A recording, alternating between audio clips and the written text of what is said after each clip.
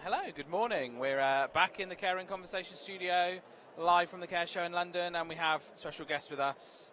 Ian, how are you doing? I'm very well. I've obviously lost the big Ian. Oh, I'm quite happy with that. I'm just Ian now. Medium Ian? Medium Ian, if you want. Yeah, the artist formerly known as Big Ian. Yeah, we'll go with that. How are you finding the show? I have been a host and a keynote speaker at Care Show for about 10 years now. And yesterday I had more fun than I've ever had. I don't know whether it's because the place feels tighter, it's nice and square and tight, it's not as hard to get lost for somebody with zero sense of direction. I met a load of people who I know off LinkedIn, they know me off LinkedIn, and they just came up and we just got talking. I made some new friendships yesterday, some new connections, met some ridiculously clever people yesterday. Anna Richardson was lovely in the Care keynote. We spent the day with her, keeping her on the straight and narrow. It was just a beautiful day, and I just think it's got a real nice vibe about it this year. Really good. What amazes me about it, it always seems to be a little bit better, and you sort of think, how they're going to take it to the next, and they always seem to come up with a new way, something different. New interesting speakers this year. I think X+1 is a problem where you think, right, today is X, next time we've got to do X plus 1. Yeah. And that beats you up because you go into the same well with less water in it, and, you know, the water's further away, and that's harder and harder and harder. I always believe that you should maintain a quality, right, and don't head for this perfection thing, because that really is the enemy of very good. But they do seem to just shave little bits just a here, little tweak, just sand off a little bit here, really good. I think the one thing that is an obvious change that I think will happen by the time we get to Birmingham is the age of people speaking. I had 3 young people in the 30 under 30 talk yesterday who were incredible. And I didn't see many people in their 30s speaking yesterday. I sure as hell never saw anyone in their 20s speaking. And if we're talking about the future of care, we seem to be listening to a lot of people who won't be there to see it. Yeah. So I can't help thinking we need to be listening to the current generation of care, and then to get them to inspire the next generation of care. And I would have some young people from schools come here. Why aren't schools and sixth forms and colleges and universities here to see, right, care is a career? And I think that would be really, really exciting. So the 30 under 30, yesterday, I had 3 of them. I looked into one lad called Donnell's Eyes, right? And as a dad, I just thought, how proud must somebody's parent be of you? And at one point, I just looked in his eyes. I said, looking into your eyes, Bonnie lad, is like staring into a blast furnace. He was that on fire, that alive. He's 26, director of his own care company, employing people, working hard. Honestly, it was amazing. The other 2 were amazing. Honestly, what an inspirational. They inspired me. Yeah. So, you know, maybe a stage for under 30s or something like that. Yeah, well, I'm hosting the 30 under 30 awards. Yeah. That at Birmingham, or is that's that? at Birmingham. Yeah, it's at Birmingham. That's at Birmingham, which will be amazing. But I just think we need to have more of a voice.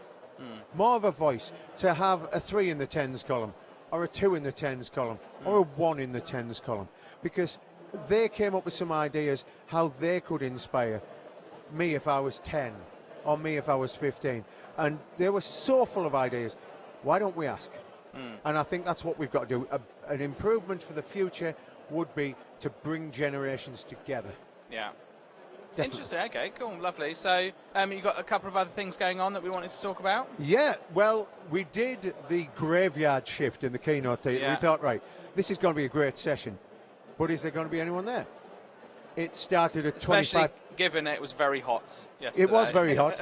I never realised how hot it was till we get outside, because there's no windows or anything Yeah. in this place. We did 30 game-changing ideas in 30 minutes. Myself and 5 care providers, experts in their field, people who have walked the walk and seen what works and what doesn't work. And now Ian is going to list all 30 ideas in 30 seconds. Go. I could come up with a few.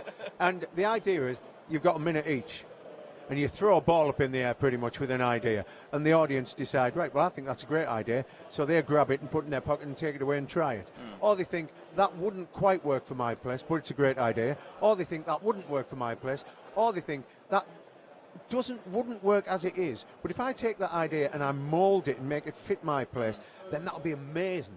And we had that session, and everyone was amazing. Like, so different, crazy ideas. Anything from putting blank pieces of paper, right, on the floor for a training day, and if you've got 30 people living in your home, put 30 big pieces of A3 paper, get everyone in your home, from the maintenance to people who make the beds to the cook to the manager to everybody, to the nurses, to write everything they know about that person on the piece of paper. Then they swap to the next person, then they swap to the next person. So you have a 360-degree pen picture of that person, because that person will be different to me if I'm doing the maintenance and putting new bulbs in, to if I'm making their beds, to if I'm, finding out what they like to eat, or if I'm delivering personal care. And all these little ideas, honestly, it was beautiful. Great session, well attended. It showed that people weren't all about getting out in the sunshine, and actually were here to find out how they can improve people's care, and that was amazing. I like it, again, like just that little difference in the idea, a little different way of delivering something, a little bit different, like you say, not you're not reinventing the whole thing, you're just changing something Oh, little. it was so good. Yeah. Like, for instance, Dan, one of the guys from Agincare, Rainer couldn't make it. So he just said, we use smaller jugs for water and drinks. We use smaller jugs that aren't as heavy, right, so that people can do their own drinks. Because those great big jugs, they can't pick them up. Well, what and would the you water really want goes somebody, a bit stale as well, doesn't it? So it's just there all the time. Yeah. Little things, tiny little things to make a big difference. So that was amazing. But the one good thing yesterday was I got to talk to a load of people, meet a load of people, ask them a load of questions, find out what they do. And that is why I enjoyed the Care Show yesterday more than ever before, because I could actually get out and see the people who I see on LinkedIn and who see me and engage all the time. And they went, hello. And it was 3D. It was beautiful. Yeah, there's still, a big place for that, isn't there? Just meeting people, and you can see that coming back offline and meeting people, and totally. it is different, isn't it? There is more to it and more things like that. So, and there was a final thing that you wanted to talk about. Well, the final thing, it's going to be a big year. Yeah, a big year for Care, and I'm putting together a project, and it's going to impact everybody in Care, and it's called It's Not Just Care, It's My Career. I'm going to set up a load of green screens all over the country. I'm going to bring in a load of people, and we're going to create a campaign to show all of the faces of Care, all of the ages, all of the attitudes, all of the colours, all of everything, everyone that's there. And we're going to create a campaign that everyone in Care can use as a recruitment tool free of charge. Because money's tight, so I don't mind being a bit creative and having a few ideas. I know enough people. And so we're going to do this, and it's going to be a whole heap of fun, and it's going to premiere at Birmingham. Nice. It's Not Just Care. Yeah. It's My Career. And I think it's going to rattle cages. I think it's going to get all over radio, all over telly, all over socials, and it's going to cost now. And you'll give those bits of content to homes to use to Why promote. wouldn't you? Yeah. If you've got great ideas, why sell them? I don't need money. I don't need money for stuff like that. I've got enough money. My kids have got shoes. There's food in my fridge, and I've got a roof over my head, and it's all paid for. I think the trick now is when you get to a certain point in life, you're all about looking after yourself. And I don't know at what age it happens, but there is a point where you just think there's a seesaw and it goes off, and you just think, right, well, I'll tell you what, that's enough about me. Let's see how we can help what we leave behind. And that's why it's so important to me for us to find the next generation, because they're V2.0s. They're upgrades on so many of us. They view the world differently, and could just transform Care. There is one thing that worries me, though. I think we need some training for the younger generation in how to have a conversation with somebody older, because a lot of them had 2 years where they didn't speak to people other than online. There's a lot of people just talk to their friends on phones or messages or DMs or something. And I think we need to go away from the technology to the hands-on, to the one-to-one. There's a lot of AI in this building, a lot of AI. And do you know what? Sometimes I just want a bit of eye. Just a bit of eye, a bit of common sense. And if we can get some of these younger people and say, right, I am going to show you how to speak with people. A conversation workshop. A conversation workshop and how to do it. And I really do think there's a hole there, and I think it would be a good thing for people coming from overseas with English as a second language. Conversation workshops, little tricks. Yeah. You know what I mean? Little things. And those little things could be such a fantastic toolkit to make somebody feel like they matter more. If the way I talk to somebody shows them how much they matter more, well, that's a beautiful thing. And you want to do it more because you want to see their eyes light up. And I saw a lot of eyes lit up yesterday, and it was wonderful. So a lot going on then, Ian.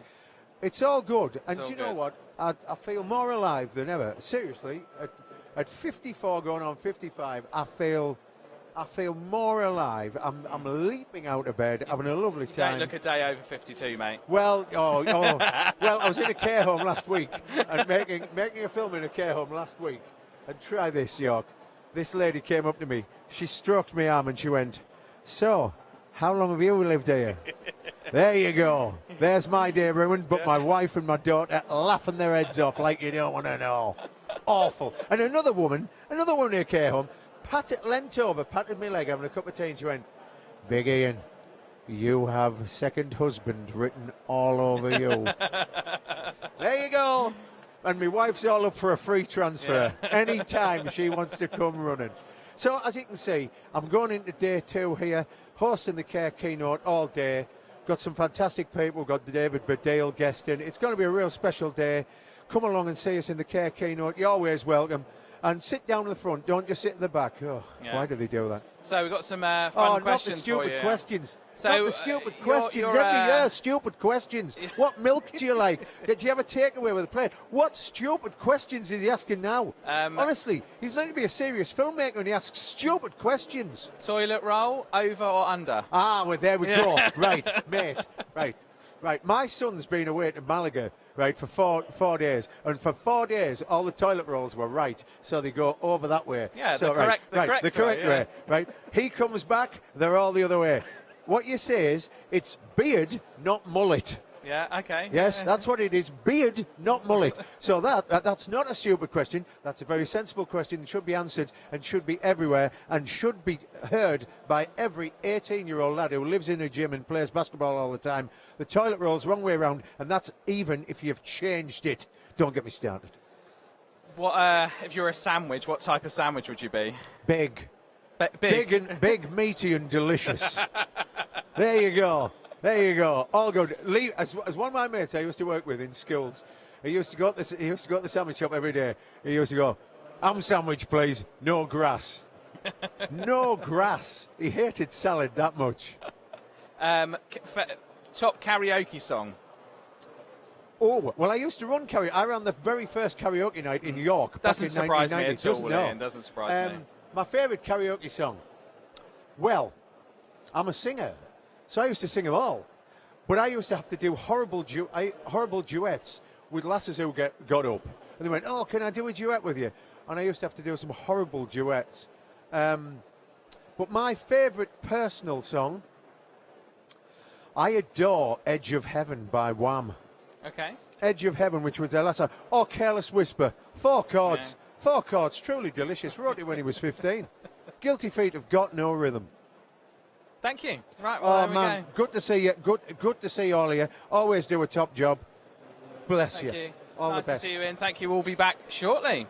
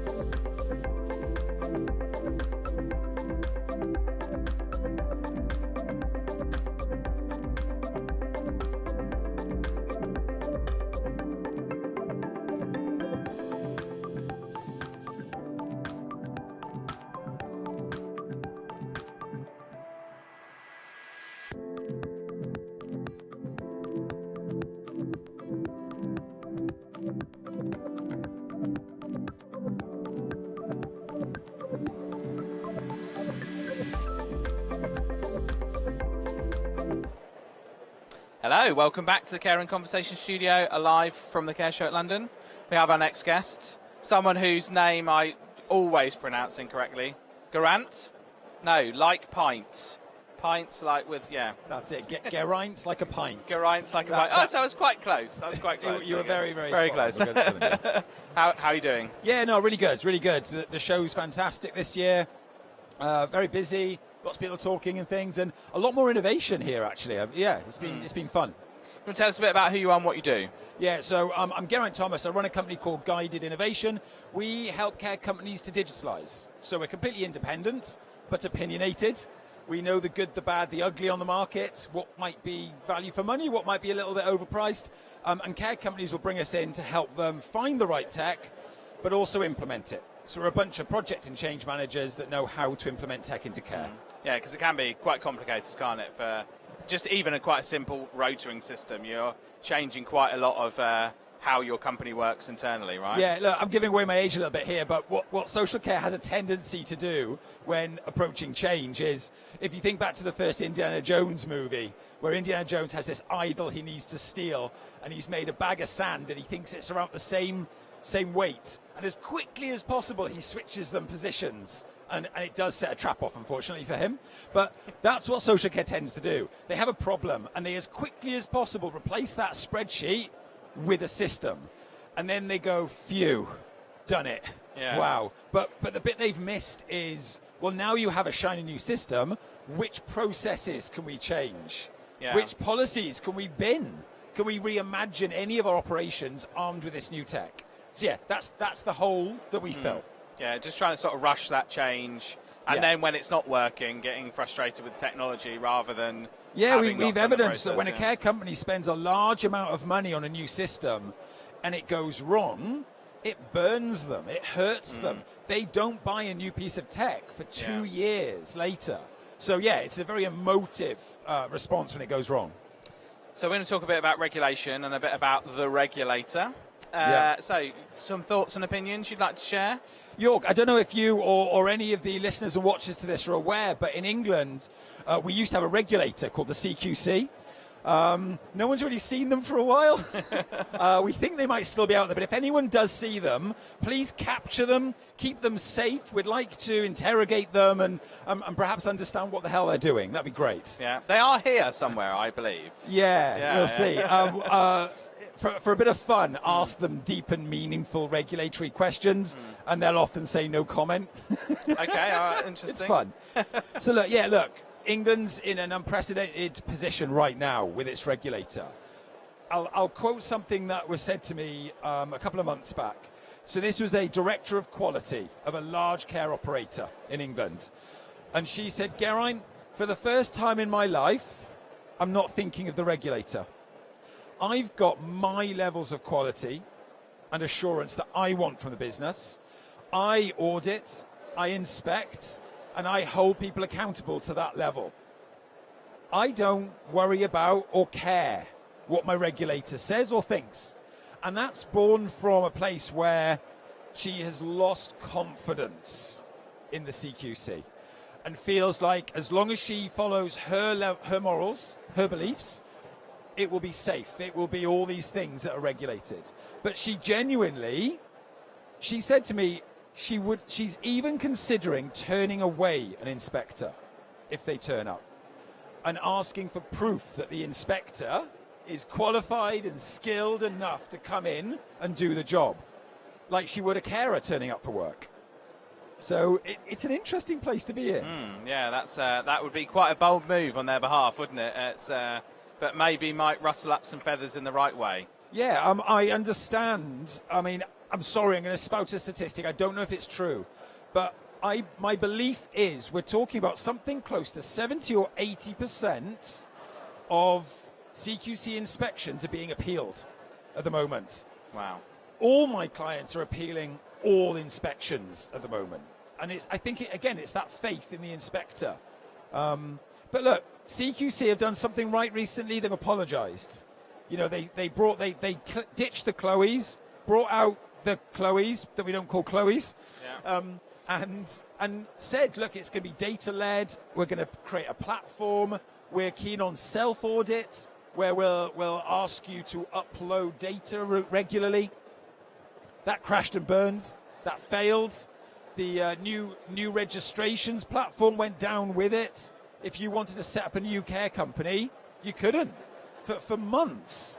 And they went quiet on it all, but then they came out on a number of public forums, including the Care Show, and apologized, acknowledged the mistake, and that's wonderful, brilliant. It's about where it goes next. Yeah. Where does it need to go? Does it need to be dismantled and rebuilt from the scratch? Love you saying that. I've got two views on this. One, I would ask the UK government to approach the CQC in the same way as they approached NHS England. Yeah. I think they need to acknowledge it's not fit for purpose. There's been reports written on that, independent reports, and I would love to see whether you agree with or disagree with some of the things our government has done, they're certainly acting. So what I'd be keen to see is a dismantling of the CQC and a reimagining of it. Which brings me to the second thought I have, this reimagining. You might have heard Professor Green say this because he's certainly shared my opinion on it, and that is the regulation approach that is all stick, all blame, cannot sit in our sector at all. Instead, we are a human-led sector. Humans make mistakes. We must be allowed to take risks. And so what I'd like to see is if you look over the fence to the aviation industry with the black boxes which capture everything that goes on, the regulator approaches it as, so loss of life has occurred on your aeroplane. Fine. Yeah. What went wrong? You've got to tell us everything. Here you go, here's everything. I have a working theory on this. Go on. I reckon, so like you apply the same thing, say, for example, to doctors, surgeries, medical. I think the difference is, if you're a pilot, if you're working on an aeroplane, if it goes wrong, you die as well. If you're a doctor and it goes wrong, you don't die. Because your life is not on the line. I think that's what drives that aviation, the standards in those industries, because like you are on the line. If your aeroplane goes down, like you're in it, right? As the pilot, you're in it. So it really drives that motivation. For, I can't say you're wrong, but what a pity. And I think, in like the medical profession, but it seems that there's not that level of like, okay, this happened in surgery. What went wrong? Why did it go wrong? That kind of desire to unpack.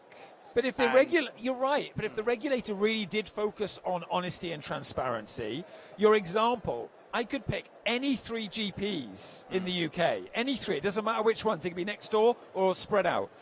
If one of them makes a mistake, misdiagnoses, and cause somebody some long-term health defects, if that was transparent and honest and shared, that would stop it happening in the other 2. Yeah. It could only be a good thing. Yeah. In a way, do I mean this? In a way, the GP should be celebrated. Okay, you made a human error. We're human. You made a mistake. We need to acknowledge that and track it. But thank you. What you've done has made sure we don't do it again. Yeah. And I think CARE could do that. Every safeguarding published and supported. The regulator to go, whoops, what help do you need to not do that again? Rather than suppression, which is absolutely. Punishment and suppression. Absolutely. Have worked with groups where things have gone wrong, and it's very much about like let's keep this as quiet as possible, not like how do we assess this stand up, because that was my working theory on it, and I've heard that. I love that working theory. That's really interesting. That because you're not gonna. As a doctor or as a carer, you're not necessarily going to be effective. It's just a sad thing, and therefore we can react in the way we do. So CQC need to rethinking. NHS England approach, maybe. Because it's an independent organisation, isn't it? So yes, it is. Maybe bring it back in and then say, right, what does it needs to happen? We've got the care associations that cover all of England geographically. Maybe they could be used as a bit of a regulator, as a supportive. Collaborative, co-productive regulator. Anyway, some more mature than others. Don't know if that would work, but it's an interesting one. Something, Yorker, I'd love to talk about quickly is Care Inspectorate Wales. Okay. So people might not know this. So this was a good couple of years ago. They had a new head of Care Inspectorate Wales. She did what most kind of CEOs, MDs do, in the first couple of weeks. She shut up and visited. She went all around Wales, all different care verticals, spent time at point of care and with leadership, and just listened and just listened. One of the first things she did, and this is very Welsh. So in Wales, we've got a word called cwtch. There's no translation in English. Yeah. A cwtch is like a hug, Yeah. but it's when you squeeze a bit tighter or hold it a bit longer. You definitely do it to a loved one. You'll definitely do it to somebody who's feeling sad. It's more than a hug. It's more than a hug. And, I'm familiar with the Gavin and Stacey. There you Cwtch, go. yeah, you know, Yeah, so we- that's we- where I get all my Welsh cultural we references owe from, Stacey so, and her family you a lot. knows I love the bumper cars. There we are then. So they did a massive campaign across Wales called Give 'em a Cwtch, because she was really upset by the fact that all care staff said to her, we can't touch the people we care for. We can't touch them. We can't touch them. If I touch them when I'm not moving them or doing any kind of manual handling, I've kind of got to write it up. Why did I put my arm around her? Why did I hold her hands? And she just said, you don't give them a kiss goodnight? Maybe she's had a kiss goodnight every day of her life until her husband died. And things like that. So bus shelters, billboards, give them a cwtch. And it transformed the culture, transformed it. We had carers doing a sleep-in a double bed with someone who just moved in and had never slept on her own before, ever. The carers were doing a sleep-in next to her. And the stories from it were wonderful, absolutely wonderful. So, look, I have hope, I have optimism. I think as regulators, we could have regulators that cwtch the sector. Yeah. Nice. Well, I've got an interesting question for you. Toilet rolls, over or under? Over. It's not a question, sir. It is not a question. Over. Absolutely over. Under is inefficient. You've got to reach further. It could be flat against the wall at the back. I'm unhappy by the question. Yeah. Follow-up question. Yeah. Do you fold it before wiping, or do you just scrunch it up? Oh, fold it. Oh, Of course, fold I'm it. not a monster. Research I done. need a flat surface. Research done by a university have way too much time. Yeah. Research was such that men tend to fold, women tend to scrunch. Okay, I can understand that. We're getting a bit graphic now, aren't we? But we were testing different questions. I asked that to Big Ian, and he lost his mind because his son does it behind, and he said he wants beard, not mullet.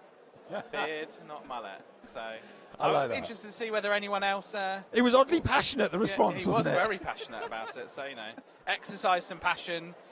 If you were a sandwich, what type of sandwich would you be? It'd be extravagant. It wouldn't just be a BLT. It would have loads. I'd have coleslaw in there. I'd have all sorts of stuff. I'd try out 2 different butters on 2 different sides of the bread, see how that goes. And I'd toast it. Bit of spice, bit of Ooh. mustard or sweet chili sauce. A bit of pepper in there. Yeah. Paprika could be Okay, a curveball. Yeah. I've not tried that, but it would fall out when you try and eat it.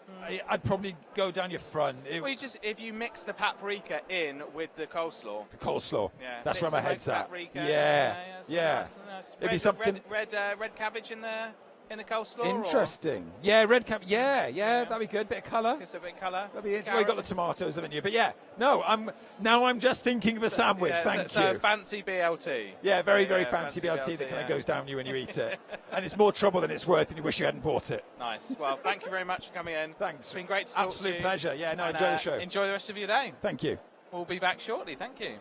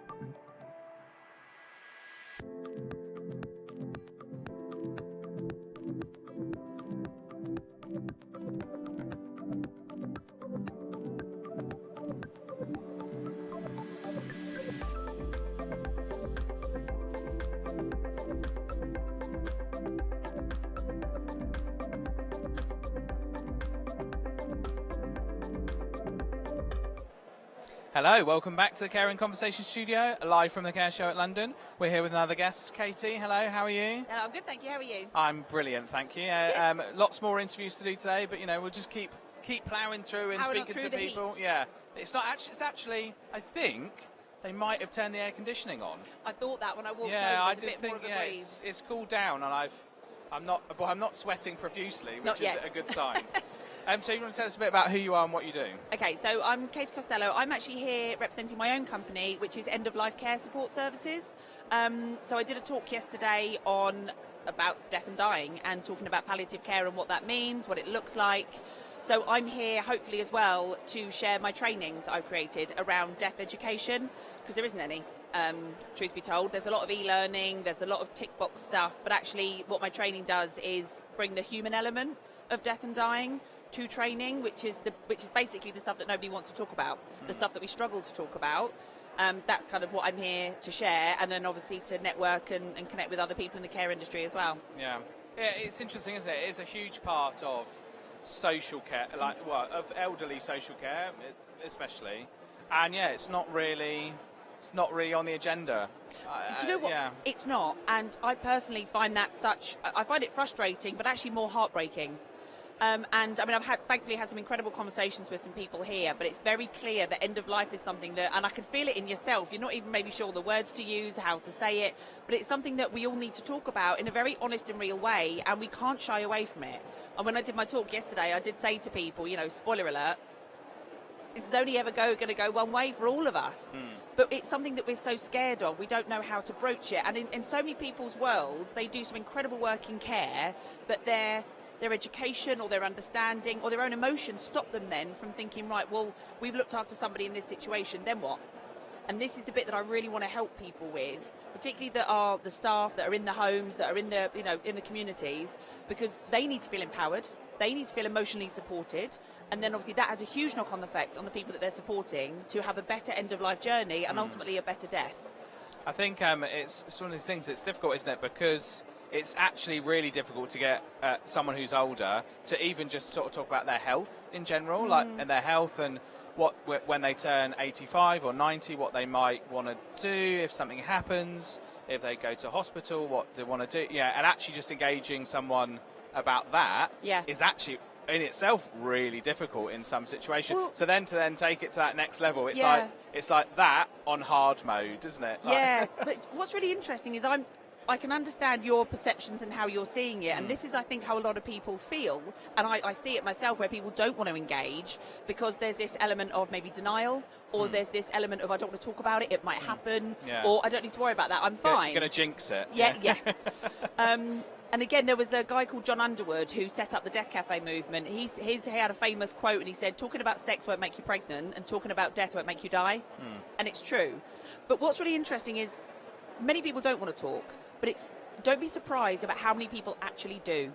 The problem that we have in a society is because none of us want to talk, we either for our own thoughts and feelings about death, or because we are worried that we're going to upset somebody else. But in my work, I'm actually a soul midwife, so I'm like a death doula, I'm an end-of-life companion, so I am that person that walks alongside people through their dying journey. The moment you give somebody permission to share, to feel, to speak freely, to say the D word, to talk about the fact that there will be a funeral and where do they want to die and how they feel about their faith or religious beliefs, as soon as you open up a space where people can talk, people will. Yeah. So we can't also assume that people don't want to talk. The problem is we assume they don't want to talk, but it's normally because we don't know how to have the conversation. Yeah. So that's another thing that I hope to bring with my training is that real understanding and education about what it really is to hold space for those conversations, to empower people, like I said, as individuals, to be able to say, okay, so for example, when they have somebody going into a nursing home for the first time, part of their assessment, part of their package, part of their kind of care plan that they create should involve conversations about end of life. Because Does it not? No. Is it? Sometimes it does. But I think this is the thing. Our healthcare system, and I'm not going to talk about the politics of it, but our healthcare system varies, area to area. And when I say that, I mean like district and councils and stuff like that. So the policies and procedures that a lot of organisations have in place, many incredible, but they're not really succinct. That there's gaps. And I think it's gaps because of our healthcare system, but I think also it's gaps because it's training and understanding. So you'll have some people that have a really robust end-of-life plan and systems and paperwork in place, but then another organisation that maybe has never actually had the help to understand how to have the conversations. So what often happens then, in not just care homes and care agencies, but in healthcare in general, what will happen is somebody will become more poorly, and then they'll go, oh, we need the GP, we need the district nurse, we need the hospital, we need the hospice, which is great. Like, we need those people, and they're incredible. But it does also, we have that duty of care. We have that responsibility within the care industry, when the people that are walking alongside them and caring for them, to be able to hold space for them if they want to have that conversation. And this is the bit that I really want to help people with, because we've got some incredible people in our care sector. There are some incredible healthcare assistants, nurses. They just need the help to understand that they are more than capable of having the conversation. But again, when I did my talk yesterday, I spoke about this, exactly this. And I said that actually, to be able to be there for other people, what we also need to do is address our own mortality. And this is another thing that we don't do. So I've actually got a document that I've created to help people do that, to help think about the wishes, what they want, where they want to be, who they want with them, who they don't want with them, what sounds they want to hear, what they enjoy, what soothes them, what comforts them. All of those things that all of us as human beings should be more aware of. So I really you mentioned death doula, which Yes. I've never heard, like a birth plan then. Yes, for exactly that, exactly that. So the idea of a soul midwife is, we have a midwife obviously when babies come in. A soul midwife is a midwife of the soul at the other end of life. So I'm a soul midwife, that's how I did my training, but there are death doulas. We're kind of all very similar, but our training might be slightly different. Like, my training is a bit more spiritual, but that's my faith. My work is non-denominational. Yeah. But yeah, the death doula thing is exactly that idea. A birth doula will have will walk alongside you through your pregnancy, or they might go to appointments with you. They help create your plan. They talk to you about what you're scared about. They help soothe you, figure out exactly how you can bring this beautiful soul into the world, and you can feel loved and supported while you're doing this incredible thing. That's exactly what we do at the other end of life, because we should do. We put so much planning and organisation into birth, into moving house, into dating and swiping and stalking on Facebook and social media. You know, every part of our lives. Yeah. We plan, we organise, we research, we make sure we've got the paperwork, we do everything. Yet it comes to death, and we go, oh wait, somebody else can deal with that. I don't need to worry about it. So where should people start then? How do you sort of go from?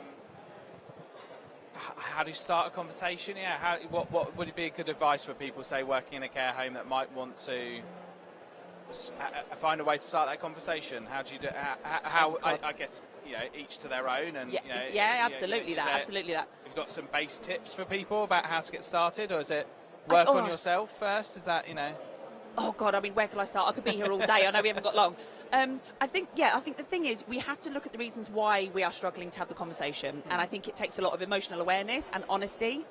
And most people that I've spoken to that have very, I'm so grateful. Many people have opened up and shared with me exactly their thoughts about why they struggle to have the conversations, and most of the ones I've had just yesterday are very much that they know they struggle. They don't want to face it. And of course, we all have our own experience of loss. We all have grief, bereavement, and it could be not necessarily the loss of a human, but maybe it is a death of a pet, maybe it's a loss of a marriage, maybe it's a loss of a job. Grief and loss comes in many forms, and when we have those experiences, that obviously then leads us into the next experience. We carry that. So the conversations I've had with people is the awareness of what they've gone through, and then why they are now struggling to face it going forward. So I think the first place to start has to be with yourself. I think if we are wanting to hold space for people and have a conversation about death, we have to be aware of how we feel. Now, that might be a case of going to therapy, but it might be a case of sitting down with your friend and having a cup of tea. It doesn't have to be a huge journey of self-discovery. I think it takes a bit of bravery, but I think we also have to switch the mindset from assuming it's going to be a hard conversation. There is so much magic and joy in my world.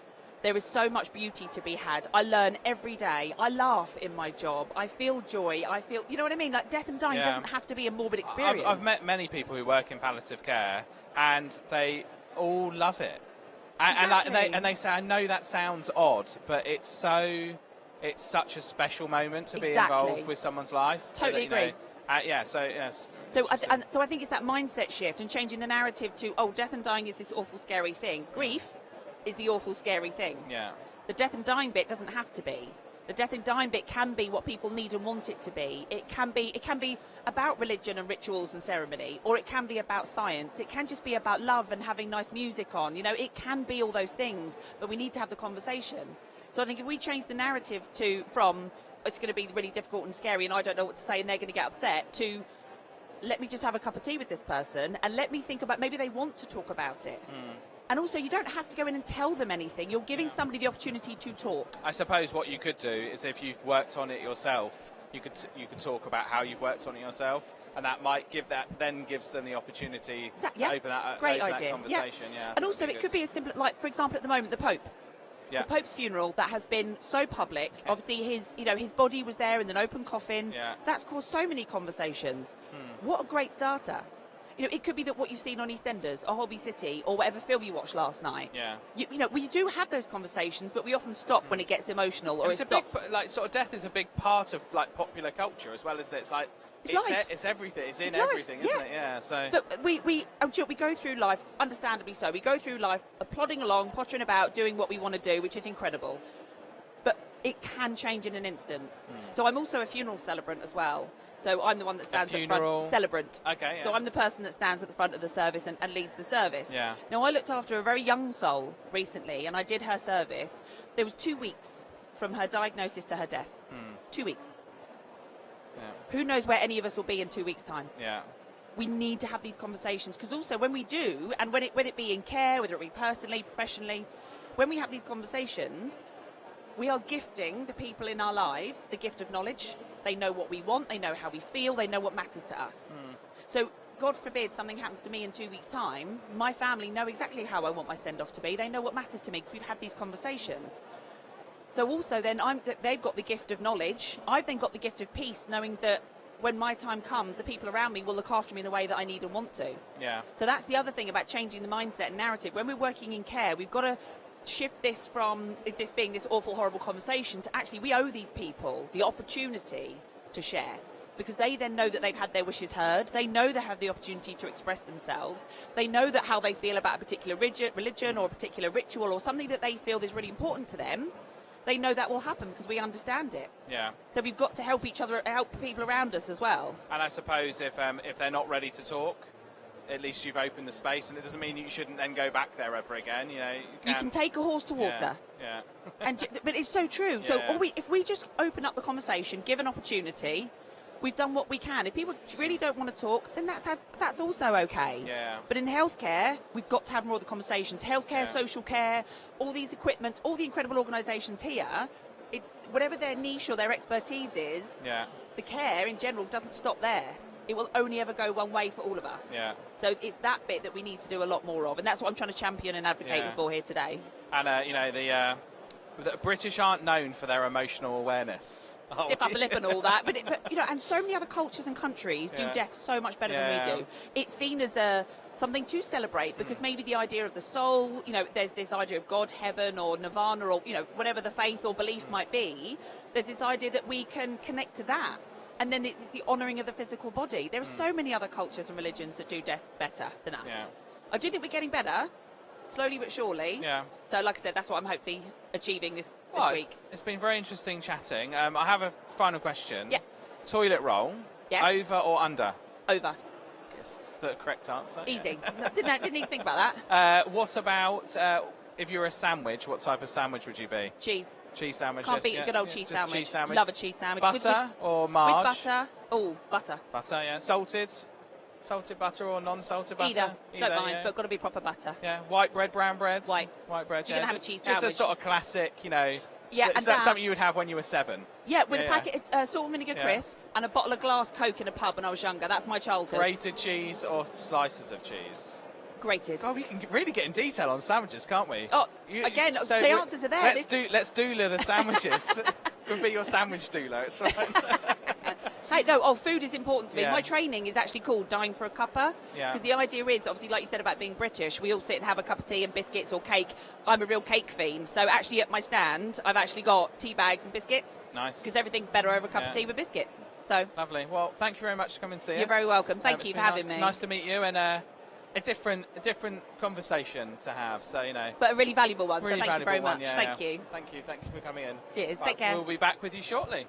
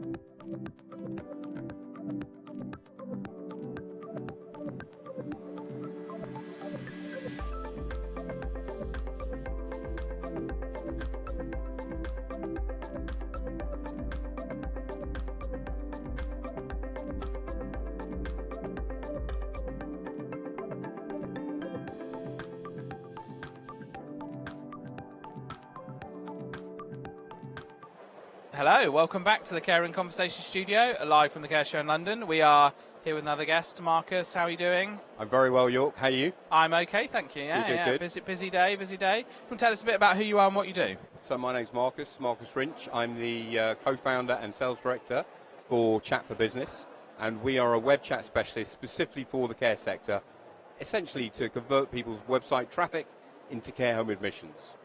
So I've had multiple conversations over the past day and a half with people about the private paying market, the kind of surging of it. So there's a lot more smaller providers coming into the market that are, needing to move away from just getting their clients from local authorities. And it's a different game, right? Like, it's a different ball game when you're approaching that market, and they're all going, okay, how do we do this? What do we do? So, be interested to hear your sort of thoughts on, how does one have to approach the private paying market to, help maximise the number of inquiries and things that they get. So I think there are, with all of these things, it's never just one bullet, silver bullet. There are a number of key factors, and the key factors I would look for is, first of all, pretty much everybody looks online when looking for a care home. People are aware of CQC, so they're going to look at your CQC report. They want to look at your website. So first of all, it's about driving that traffic to your website. Secondly, it's about having a great website, obviously with video function on it, of course. Of course. And then it's having great call to actions, a great chat product. Basically, you need to convert that website traffic into inquiries. And how do you do that? You need to get those inquiries talking to your team, be it through chat, be it through making a telephone call, be it through email, whatever form it is. And then it's having the ability to manage those inquiries and to follow them up. So those are the sort of key elements: driving the traffic to your website, converting the traffic at your website, and then managing. It's those three key areas. If you get those three key areas right, and you've got a great care home, and let's face it, we both work with a lot of different care home groups. Most care home providers are brilliant. They've got fantastic teams working extremely hard with the love and attention. And when they actually get to meet those teams, so it's actually getting them that website visitor to actually go and visit the care home. That's the process, really. Yeah, that's the important part of it. So, if you're a provider that's used to working with mainly local authorities, I think one thing to consider is that the private paying market doesn't work in business hours, and that's why a product like yours is quite useful from that perspective. So interestingly, we typically will increase people's number of private funded admission inquiries from 100 to 400%, which are huge figures. And people say, well, how on earth do you do that? You've hit the first key thing, is that people are at work, they get home, and they put an hour or 2 hours aside looking for a care home for a loved one within the family, and that quite often is going to be 6 o'clock at night, during the week, or it may be at the weekends when people have got some valuable time. And the stat for us is it's around 42% of all inquiries come outside of office hours. So our chat widget actually works 24/7, 365, because you never know. We live in a far more flexible society. Go back 20 years, people work 9 to 5. Now people work, amazing hours across the spectrum. So it's really important to have those call to actions on your website, 24/7 access for people at that stage. And things like the idea that you may be, like say my generation, millennials, don't really like using the phone. Yeah, I'm not saying that's every millennial, but I have a thing about I don't like to be tied to that element because I can do a chatbot at the same time as doing something else, and I'm quite happy. It might actually take me a bit longer. Ultimately, it might take me half an hour to have the conversation chatbot, but I can do 4 other things at the same time while I'm doing it and pop backwards and forwards between it. Do you find is that so we do a lot of analysis in terms of traffic going into care homes, and the latest figures that we've seen is around 48% of all inquiries go through live chat. You've got around 25% going through phone, and then the rest through contact forms, emails, whatever process. So chat is huge. And why has it grown? Because you're quite right. You go back a number of years, it was nowhere near as prolific. I think the advent of COVID, people became a lot more accustomed to using chat platforms. I think with WhatsApp, etc., people are so much more comfortable. And it allows you, people have busy lives these days. You can set up a chat function and be doing something else until you get through to the right person. And one of the great things about our chat function, is you're always talking to a human when you're looking to go into the care home. So important. And we're going to connect you to the home manager who's going to be able to advise you about the care home and have the diary in front of them at that stage. And I think in terms of telephone pickup within the care homes, it's never been good either. Again, because they're super busy places looking after people, and around 28% of phone calls into care homes get missed. You know, and that's 28%. You know, there's going to be a high percentage of those are admission inquiries. Once upon a time, we made a video for one of our clients. That was it was an internal comms video, and it was basically, please answer the phone, and please be nice to people when they ring, and please take and write down the details. It was a 2-minute animated video just saying, please can you pick it up? We're mixing so many inquiries. A lot of bigger companies now centralise that function because they know the manager's maybe not the best positioned person. So it was interesting. I had a conversation yesterday with someone who's being asked a lot. He's a training provider who's being asked a lot to provide training around sales and marketing for care home managers because they're not necessarily ready or aware of this new commercial requirement from them from that perspective. I think there's a huge advantage in that as well, because the manager is the person that's leading that home, who's leading the team within that care home, and if you're going to be looking at taking a member of your family to that care home, to meet the manager and their team and actually start building a rapport and a relationship with them is imperative. With the greatest respect, the sort of central call centres do an excellent job, but there's nothing like meeting the manager of the care home who's leading the team that are taking care of your loved one at that stage. And I think a lot of people really do want to interact with the manager or the deputy within the care home at that stage. I think it's really valuable. Yeah, it's important, isn't it? But yeah, I think in a lot of especially smaller groups, maybe the managers, that's something for owners to think about, is making sure the managers are correctly commercially incentivised to follow these things through, because it's not easy. If you're trying to negotiate 5 different private paying clients to move in, it's a lot of work. Whereas with the local authority, you've got one big customer who basically sends people your way, and it's sort of done for you, and you don't have to spend money on marketing or things like that. So one chap I had a conversation with yesterday said he likes that element, although he gets less money. He likes the fact that he doesn't have to faff about too much with his sales and marketing, but appreciates that he needs to have a bit of a balance in there. So I think that's important as well, right? I think that balance between private and public funding is really important. I don't think you actually want to go 100% private. I think you need to be integrated with your community and assisting those people. But care homes essentially are businesses at the end of the day. And whilst the respect goes to the carers in terms of the work and the love that they show that their patients, they need to make money. And let's face it, government spend now is pretty tight. It's very difficult to cover your costs just by public funded clients. You have to have that mixture coming through. And I think also, if public funded clients aren't coming through, you need another stream. So you don't want to put all your eggs in one basket, like any business, I guess. Nice. Okay. Well, thank you. I've got a final question for you, maybe 2. Toilet roll. I always get very nervous at this stage. Over or under? Over the top or round the back? Round the back, I think. I've never really given it any thought whatsoever, to be honest. Like how it hangs. No, I understand. Not how you wipe. No. I understand the technicality, but I on both counts, to be fair, I've never given it any thought. But thinking about it from behind, definitely. Okay, fine. What kind of sandwich would you be? What type of sandwich would I make? Or would you be? If you were a sandwich, what type of sandwich would you be? And I suppose that could just be your favourite sandwich, right? Well, probably smoked salmon in Philadelphia, to be honest. Sort of classic, I like that classic sandwich. I feel like I'm almost being healthy. I'm not sure it actually is, I think it's probably... smoked salmon fish maybe, is quite healthy. It sort of feels like it is, but maybe, I don't know, it's sat in a room with smoke, covered in smoke, isn't it? Probably, it's but... probably a little bit carcinogenic, but it's fine. Maybe, but everything is a little bit, isn't it? So, all right, well, brilliant. Thank you very much for coming into the studio, and we're...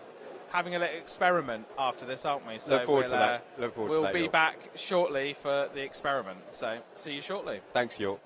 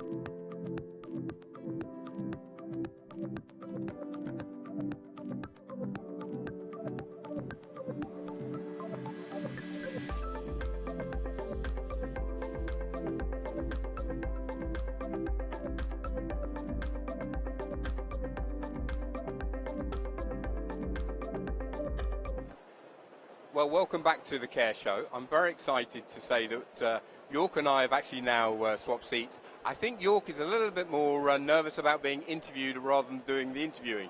But just on a serious point, York over the years has interviewed a lot of people in the care sector and has been very gracious with his time and his company's time. So I'd like to say thank you, York, for all the hard work you've done for the care sector, for bringing people to the forefront. So, yeah, a big thank you from all of us in the care sector. You're welcome, thank you. It's, I enjoy it, so, you know, it's good fun. Cool. So, York, tell us a little bit about yourself and Five on a Bike, please. So, my name's York Woodford-Smith. I'm the Managing Director of Five on a Bike. And what we are, basically, is a company that helps care homes, care suppliers with their marketing.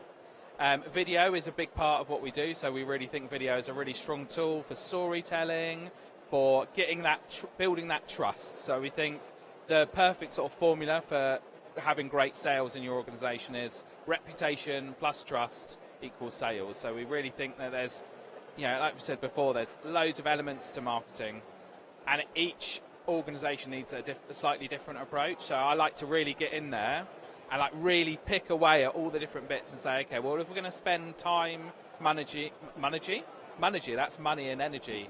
Money, I've just invented a new word. Oh, wow. I didn't think that would happen. Money, right, TM.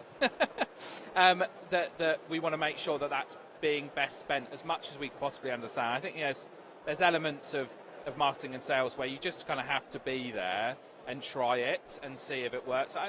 Shows are like that, right? Like where you're taking a bit of a gamble to hope that you meet the right person, but we know broadly overall it works as a concept, that it drives new customers, especially for suppliers. So in essence, that's what we do. But video is our core focus, but we do a whole range of sort of marketing services, around care, and we specialise in the care sector. And then on the odd occasion, we work outside the care sector. For example, we work with student accommodation companies at the moment, or we've done a lot of videos for a service station company, things like that. Anyone that needs video content, we can work with. Okay. Thank you for that overview of Five on a Bike. Key question I do have to ask, because I've always wondered this, and I've never had the chance to ask you. Five on a Bike, where did the name come from? What was the inspiration behind it? You'd be surprised that I never get asked this question. So when the company's 10 years old now, which is something that I probably didn't celebrate as much as I should have, because obviously getting to 10 years is quite a big achievement for an organisation.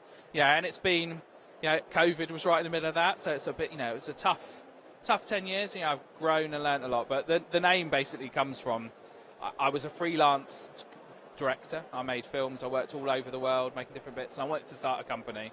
So we were coming up with a list of names, me and my wife, and we went through travelling photos and waterfall productions, sunset productions, and we travelled in Vietnam, and we just had so many pictures of 5 people on a bike. We said, oh, that's funny, wrote it on the list. Bit of a weird name, but we'll put it on the list. And as we went back through the list, it just sort of stuck. And we said, well, how does it relate to video production? So you've got 5 core skills: producer, director, camera, edit, sound, that you need to make a film. So our original sort of branding was like a bike with those 5 little characters, and we had a load of branding around that. And we sort of went a bit more trendy, creative agency later on. But that's where the concept comes from. And I've got a bit of a weird name and weird company name, and it starts a conversation. I think that's important. I like it. It's very memorable, to be fair. So great name. Slightly more technical question for you. You guys obviously work on presenting the imagery within the care sector. What's your favourite type of care home to work with? When you go to a care home, what excites you in terms of presenting that care home? Favourite type of care home? I think within care, there's a really big range of services that are offered. From learning disability places to rehab to elderly care. I have always liked going to elderly care homes and talking to people who are 97 and have lived this really rich, interesting lives. I remember early in my career, some really sort of foundational interviews I did with people. This one that always sticks out to me is a chap who was in a care home in Eastbourne, and we would ask people what their philosophy for life was. And he was like, my philosophy for life is that I want to leave the world a better place than I made it, and to speak with people who've had that sort of rich experience through life and then also made sort of a sensible decision to say, well, I'm 90. I know I'm going to have some, my body isn't what it used to be. And so I want to make a sensible decision to move into a care home because this is a good move for me, and sort of embrace that maybe last decade of your life in a way, rather than sort of hiding away and just watching lots of TV and actually trying to sort of continue to live your life. So I sort of find speaking to those people quite inspiring.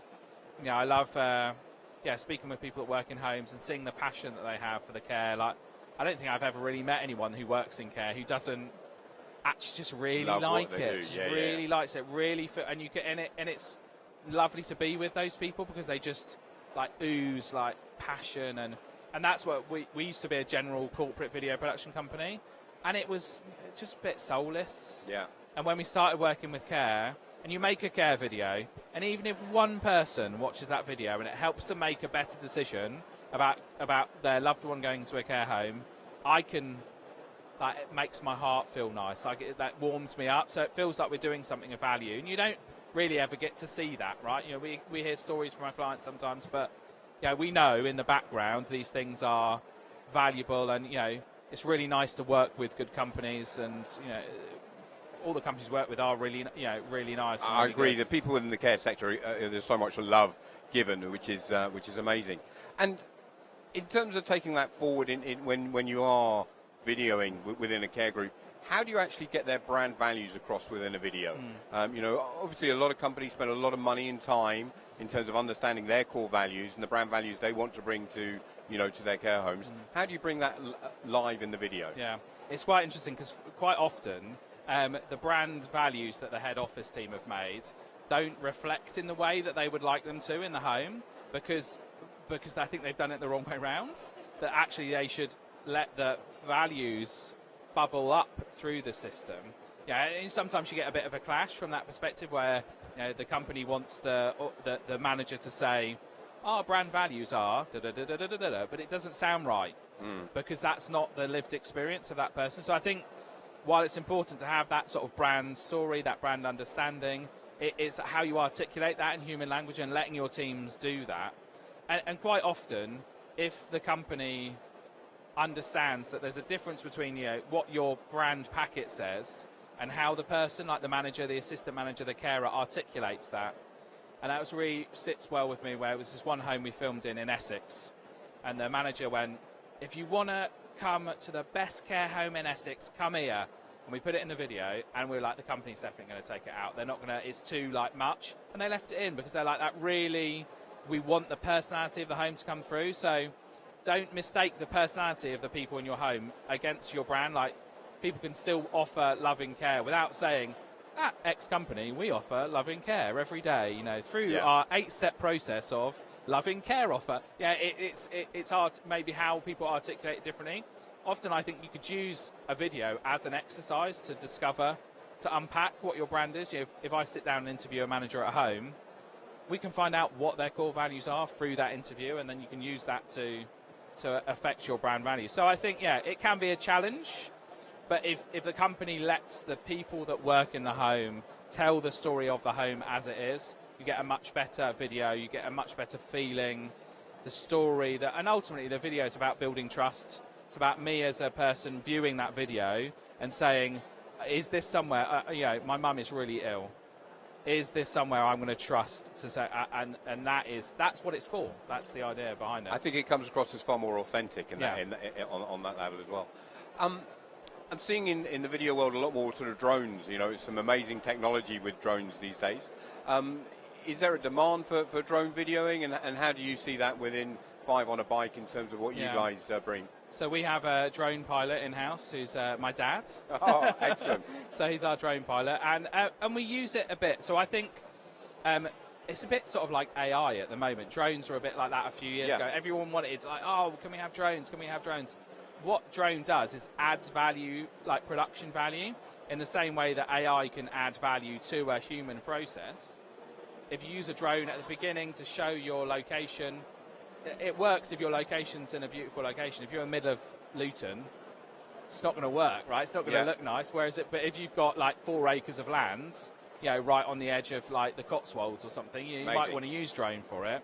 There's quite a lot of people use these fly-through drones as well, which are really good in very specific circumstances, like when you're launching a new home and things like that. So I think it adds production value. So in a movie, for example, they'll use cranes and drones and explosions and special effects to make it look better.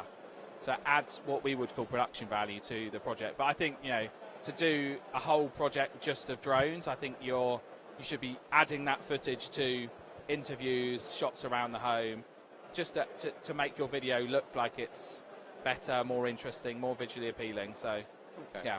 And one last question, sort of going back to the basics, if you like. Still image or video?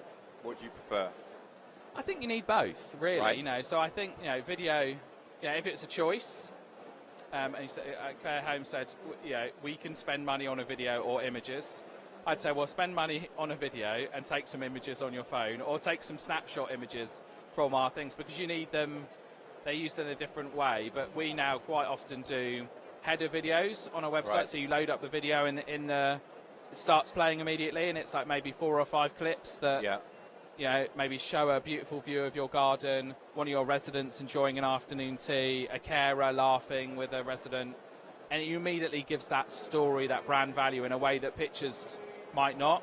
Pictures can be slightly easier in a way because you're constructing this single scene. So you can spend a lot of time constructing a single scene for a picture, so you can get it really bespoke and you can edit it to within an inch of its life. So I think there's advantages for both, but obviously we would advocate for video. But I think you should really be having both good quality video, good quality images on your website as part of your marketing package. When someone's on a chatbot, having access to here's a really nice picture of our garden last April when it was blooming. I think your mum would really like that. I think would be valuable. It's important. Equally, here's a link to a video about the fete we put on last summer. So, it's about having access to the different tools. Okay, cool. Well, at the beginning of this interview, I did say we wanted to thank you. And at great expense, the care sector has got together. I don't know quite how you're going to open it. It's not Christmas, so you can open it. What I'll do is do you want me to hold that? And a great excitement, York's now going to open this present. As I say, we did have... wrapping paper as well. Yeah, well, it was left over from Christmas, if I'm really honest with you, York. But we did want to show you, as I say, no expense spared in terms of the full kit. You got the microphone, you got the calculator. I hope you're a fan of Peppa Pig. Well, Peppa Pig, yeah, I'm a fan, and a nice... Chat for Business notebook. So that's my pleasure, York. Thank you, and really enjoyed it. Thank you for interviewing me. It's been a different experience being this. I've actually quite enjoyed it. I do need a drink of water, though. Dries my mouth out talking. Thanks, York. Thank you, Marcus. Thank you.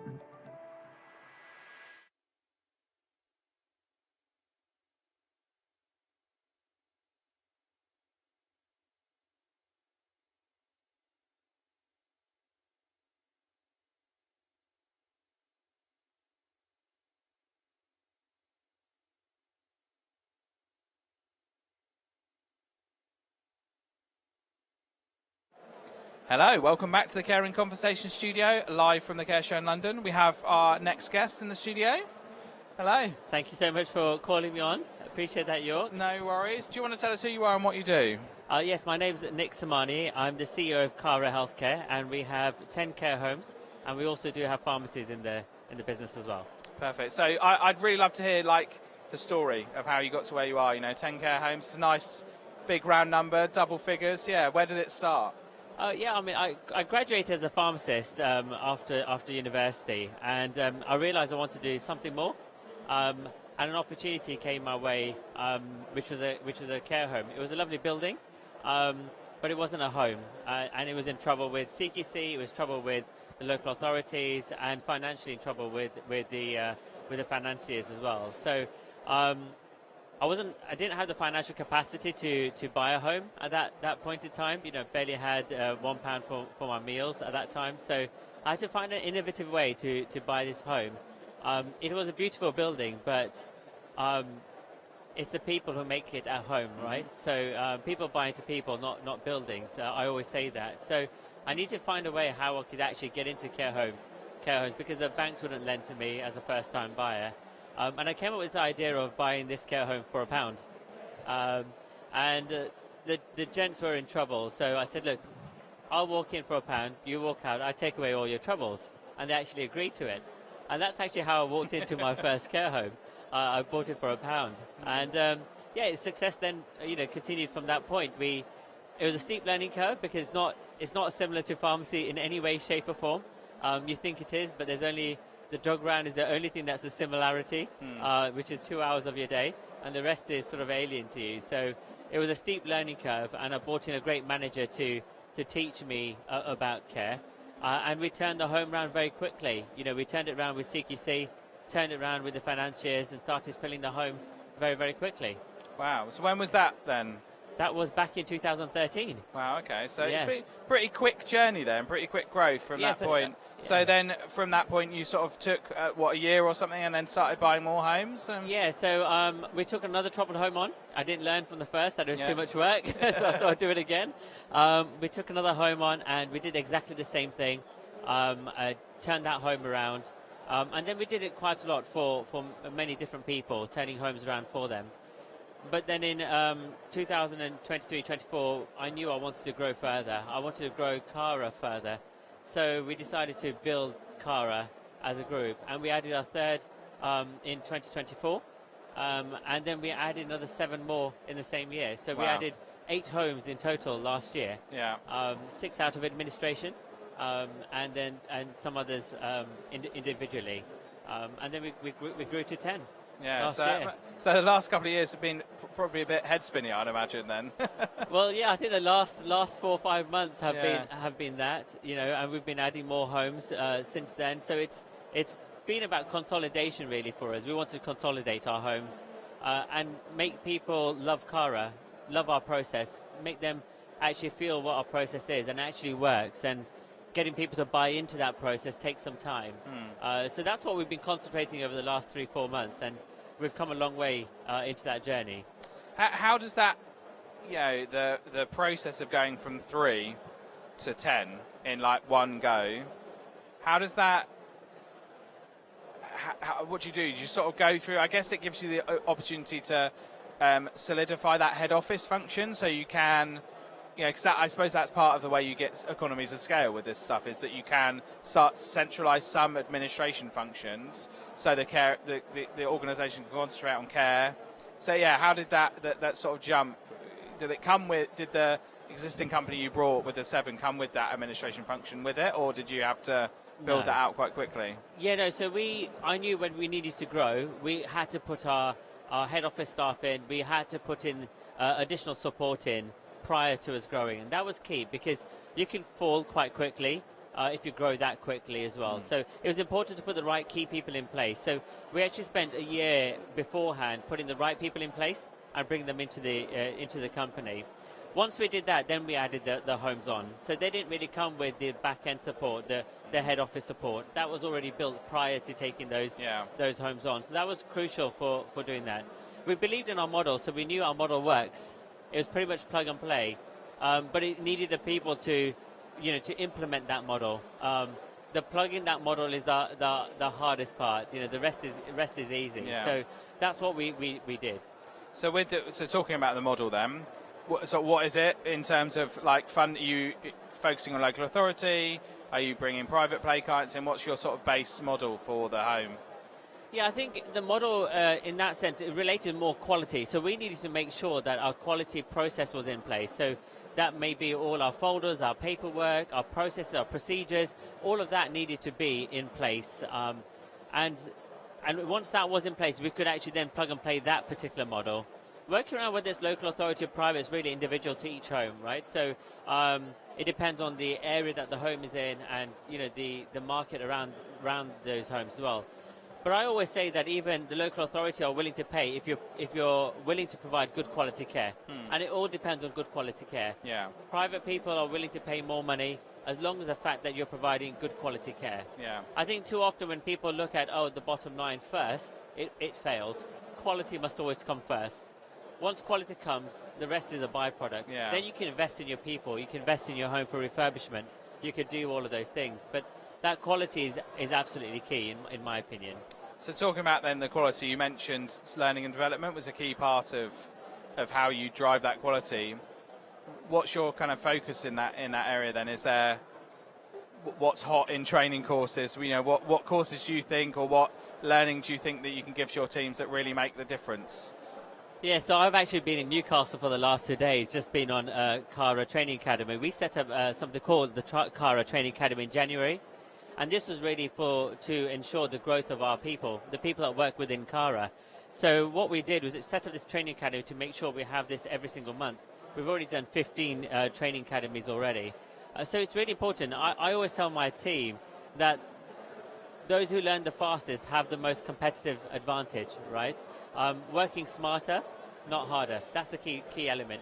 You can work all week and people come to say, I worked really hard this week, but there's been no outcome as a result of it. And somebody who could just do 1 hour's work could achieve a great outcome. So I think it's really important, and I say this all the time, is working smarter, not harder. And I always say those who learn, always progress in life. So this is the key elements that we put out to all of our staff, right? And I always say, look, to be successful, you don't need to be different. It's what most people aren't, which is consistent, right?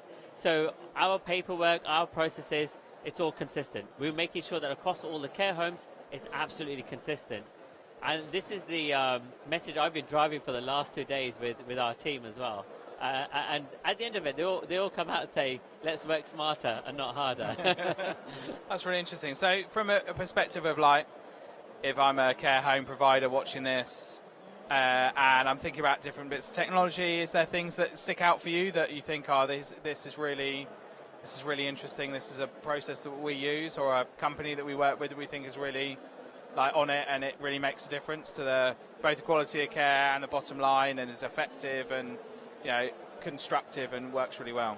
Yes, I think you've got all your standard ones, which you have, like your care planning, your medication. Everyone talks about all of these all the time. And yes, we are doing that at Cara as well. But I think we're also looking at the back-end office sort of functionality as well. So bringing in things like ATS systems. So when people are coming on board, it's actually an enjoyable process, where the manual process is being taken away altogether. So actually it's very much automated for them. But at the same time, they have real people that they're dealing with. So we're also concentrating on the back-end side of things.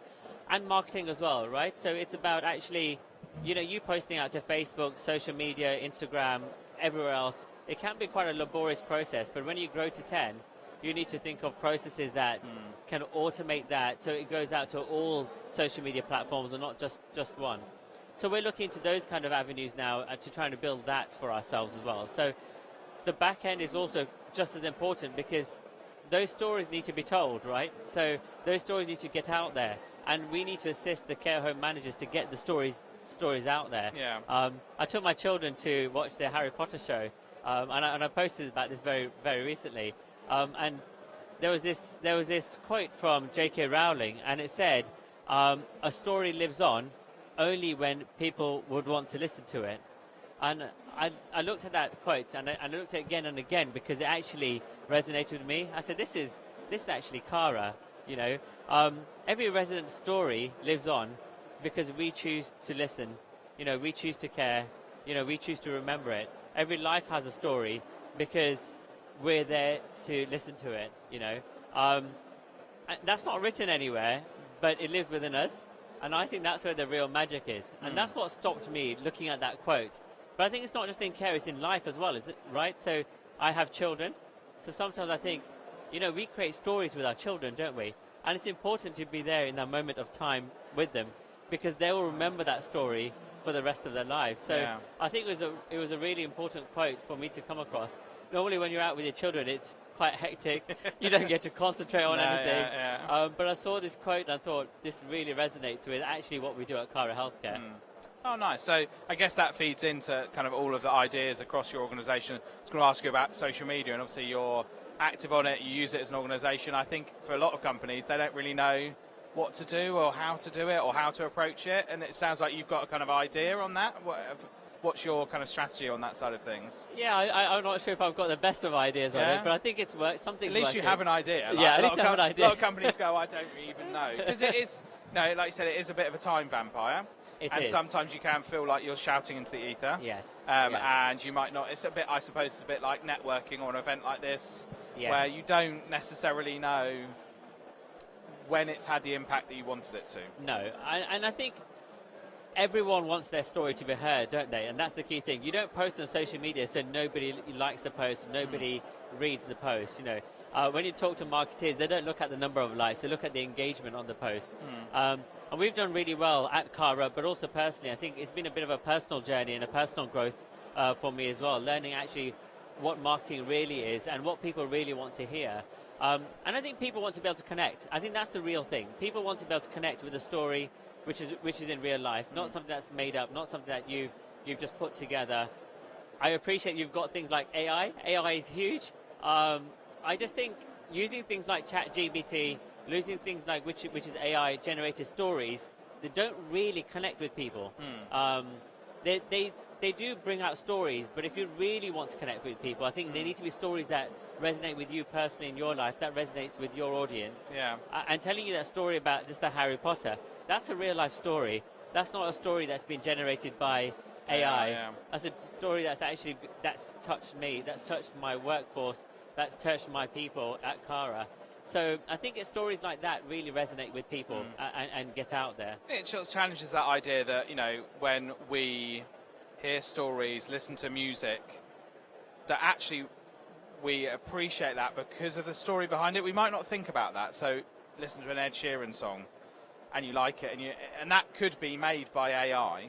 However, because you have some kind of level of backstory for that, you have it creates an emotion, a feeling in it.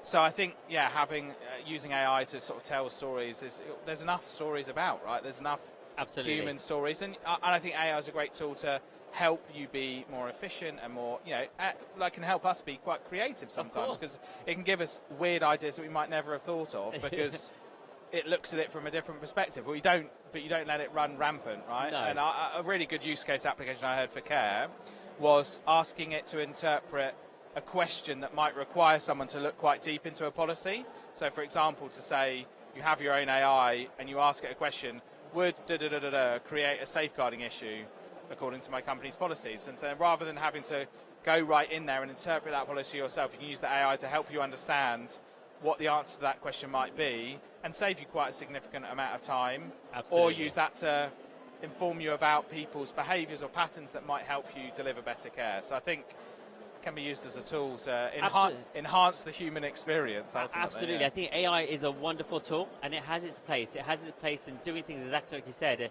You know, it could be developing, you know, safeguarding matters or even a care plan, ideas for how to write a care plan, for example. But it can't build the people-to-people skill. Yeah. So it can't build the real-life interaction. Yeah. So if you are going to go into answer, how do I do a supervision? It won't tell me how to talk to you today. Yeah. You know, it won't tell me how to act or how to behave with you today. And I think that's a skill that you've got to learn outside of AI. And I think that's one thing that AI won't take away.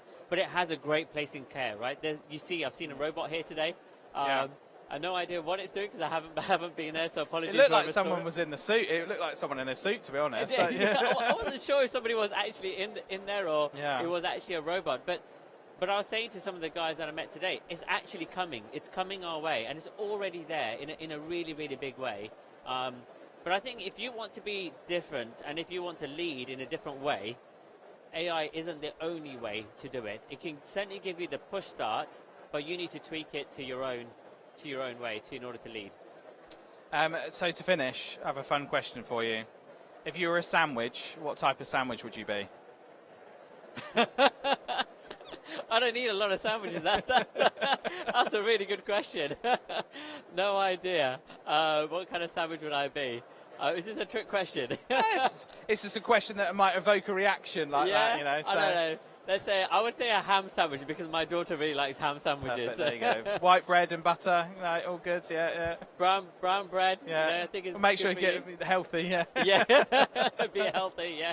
Not that I'm that healthy, but yeah, absolutely. Well, thank you very much for coming and speaking to us today. It's been Brilliant. lovely to meet you and speak to you. Thank you so much for Thank inviting you, me. Thank you. Thank you, York. Lovely. Thank you. We'll be back shortly with another interview. Actually, I think we might be on a break for a little while and then we'll be back. See you later.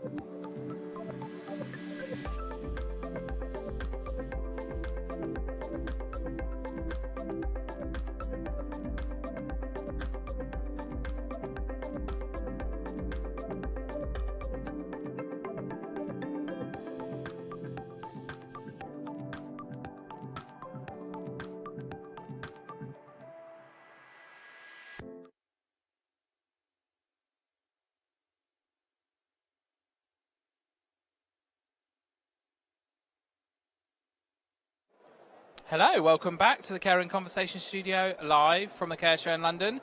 We are over halfway through the second day. It's this point in the show in which energy levels dip, and me and Lee are going to bring that back to life. We're going to bring some new energy, new enthusiasm back into the show, just to get us through the last couple of hours. As an exhibitor, it's pretty hardcore, isn't it? The adventures, talking to lots of people.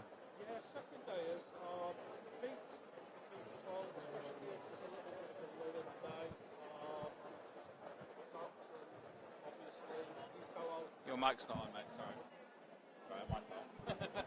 There we go. Is that Yeah, better? yeah, there you go. So tell us about how hard it is. Oh, what? Yeah, go on. Yeah. Yeah. So, second day is always hardest. You've been on your feet, lots of talking. Let's not talk about the social battery as well, because that, just exhausting. You runs get down. like a little bit burnt out with conversations and social interactions, because we've all got our different levels of social battery, haven't we? Some people could do it all day. Some people, after a little bit, they switch off, and you can see it. Well, depending on how well it goes, I might give you a foot massage afterwards. I would It's a special treat. yeah. You saw it here first. Yeah. Or maybe we should video. Maybe we shouldn't video. I don't know. It might be. Anyway. Yeah, moving who knows? on. Let's see Moving on. what the people want. I would like to. Well, do you want to remind us who you are and what you do? Yeah, so my name's Lee Truman. I work for One Touch Health, Senior Business Development Manager. We do care management software for home care, residential, everything in between, and a true all-in-one. So one database, no single sign-ons, no APIs. It's just a true all-in-one solution that is really, really comprehensive. Cool. And you're quite new in that role? Yeah, so joined them in January.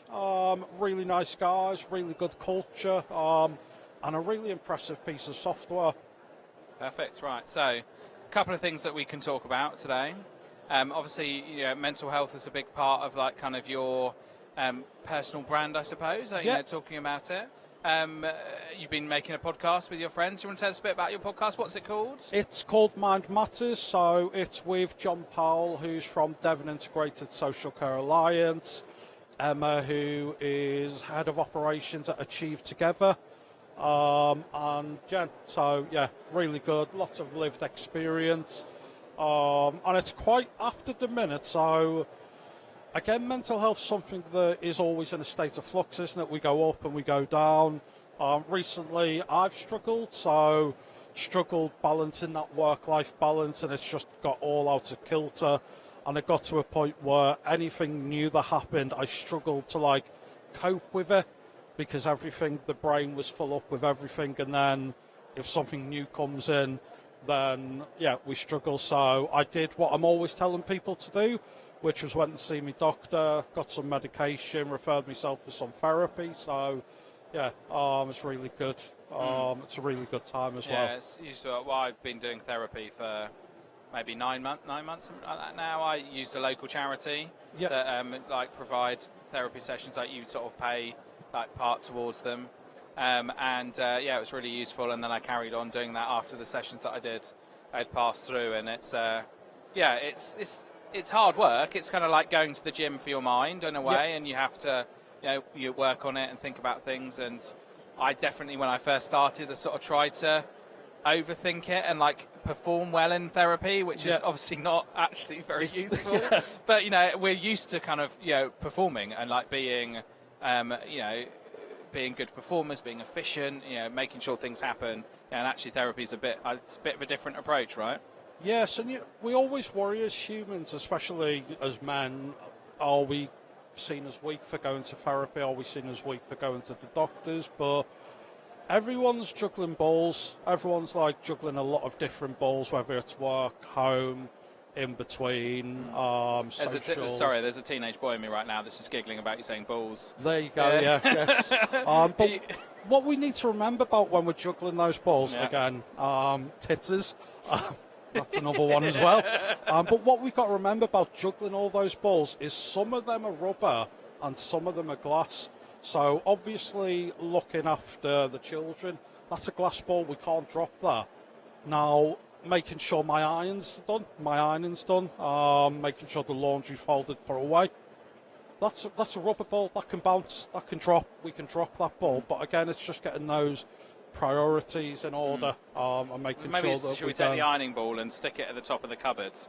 Yeah, Just- we always just do leave- that. just leave it there, Just yeah. buy clothes that don't need Yeah, ironing. yeah. But Or, I yeah. actually really like ironing. I find it therapeutic when Yeah. you get like this crease shirt and you iron, and it's nice and like fresh, and you're like, yeah, there's something I about never it. quite feel satisfied with the result when I iron things. It never quite comes out in the always way. his shoulder, Really isn't it? difficult to get it, like really pressed. You've used a lot of steam and a lot of pressure, and I never quite can get it like in the way I dream it to be, with a beautiful crease down it and all that. So, I don't find it that satisfying. But there you go. Yeah. Each their own.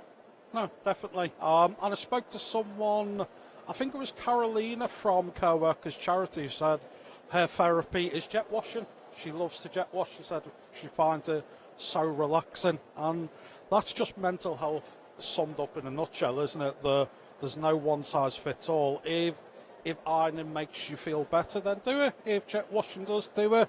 If going to the gym does, then do it. Yeah. But yeah, just find Find what it is find the something thing. to relax in your inner peace. Yeah. So in your podcast, then, what do you talk about? Like, how is it? Is it quite loose and informal? Yeah. Remind us what it's called again, so people can find it. Yeah, so it's called Man Matters. You can find it on YouTube, Podbean. We always put the links out on LinkedIn, Facebook as well. Again, we talk about a lot of different things. So the first episode was an overview of mental health as a whole, just to kind of like set things up. We then spoke about anxiety. We spoke about depression, work-life balance. So yeah, we're trying to cover all different bases. Imposter syndrome, and there's some subjects that we'll keep coming back to. So things like depression and anxiety, you can't cover that in a 40-minute podcast because there's so much to it, and there's so much we still don't understand about depression. Our understanding of it is evolving all the time. Well, is there any like kind of latest science or latest things that you're looking into, or do you not really approach it like that? No, we don't approach it like that. We just talk about our real life experience. So how kind of, we've dealt with depression before, what causes it, what is the symptoms, what's the difference between bipolar, what's the difference between functional depression. So functional depression can be really difficult to deal with. It's where you can still get out of bed, you can still go to work, you can still do all the stuff, all the hard stuff you have to, but when you go back home, you're just depressed and you're sad, and you're upset, and that's a difficult one as well. Yeah. I think it's what I was suffering with. You know, you can kind of get just about enough energy to perform for the day, and then after you're sort of done and a bit hollow, and I find it quite difficult to. Through going through a lot of stressful situations, I managed to sort of protect myself from the pain of those situations, but then in the same vein ended up cutting off the top as well. So you protect yourself from the low, and you sort of create. So you're sort of constantly just mid, and you're not like you can't really feel the emotion either way. And it's I remember having a conversation with Louis from Care Research where he said he doesn't have that problem, but his problem is that he's like really happy or really sad, and sort of lives in that moment, which I think works for him quite well. And but like I said, each their own. I was chatting with Ben Miller, and he was talking about when he works with team members who are maybe going through some things, and recommended a book called The Advice Trap. I don't know if you've heard of that. Yeah, not heard of that one, but might have to see. Sort of the basic concept is that when people aren't asking you for advice. Yeah. So don't try to give advice to people. Just listen to what they've got to say. Because this is one of my soapboxes, is listening, because we talk about we need to talk more. We need to talk about mental health. We need to open up more, especially as men. But we also, I don't think we've ever been trained on how to listen to people, because probably the worst thing you can say to someone is, "Oh, I'll be all right." It might not be. It might not be. Just listen, be in the moment. Sorry you're going through that. What can I do to help? Do you want me to help at all, or do you just want me to listen? An example of that is a friend of mine, his mum's terminally ill, so she's going to pass away. Now, me saying to him, "Don't worry, mate, I'll be all right," It's not. It's not going to be all right. And if anything, it's going to get a lot worse before it gets better. But as friends, we just need to give them a space to be heard. And sometimes people listen, but they don't hear. And I think we need to, like, how we respond to that to someone. Because if someone opens up and there's lots of platitudes there, it could do more harm than good. I had an interesting conversation with a lady earlier who is a death doula. So she's like a midwife for the soul, and it's about we have a midwife to help us bring a soul into the world, that she helps people leave this world. And a really interesting conversation about talking about death and things like that. So maybe that's something that your friend's mum might be interested in, in the death doula. So he says, after telling you not to give advice. Yeah, no, 100%. No, Yeah. it is. Might be worth looking into for just for your own, to sort of look and understand. So, I've got one last question for you. Toilet roll, forwards, like hanging over the top or hanging around the back. Beard. Yeah. Beard, Beard, not a mullet. Beard, not a mullet. Yeah. That's what Big Ian said. Another one I've got. If you were a sandwich, what sandwich would you be? I would be a BLT probably. Yeah. A little bit of a mix of everything. Classic, yeah. Any additions? A bit of mayo, a bit of You've got to have mustard. a bit of mayo. Bit of mustard or sweet chili sauce. or Dijon? something in there, yeah. Get a bit of Dijon in there, a bit of spice, Yeah. What bread would you have? Always white. Always white Always bread, yeah. white. Classic white bread, Yeah. Nice. Right, thank you. Thanks for coming in. Good to Awesome. see you again. And, we'll be back shortly with another interview.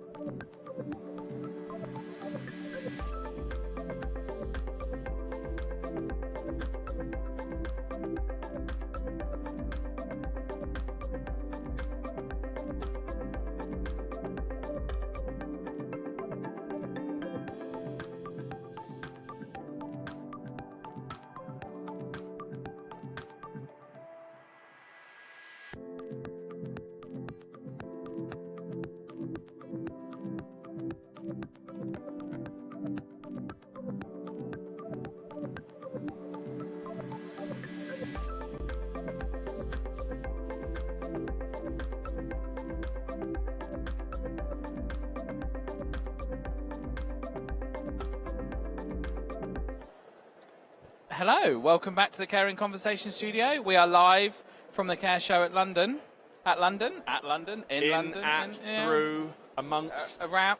I mean, sort of on the edge. yeah, on the tip of It's on London. the tip of London. It wasn't a.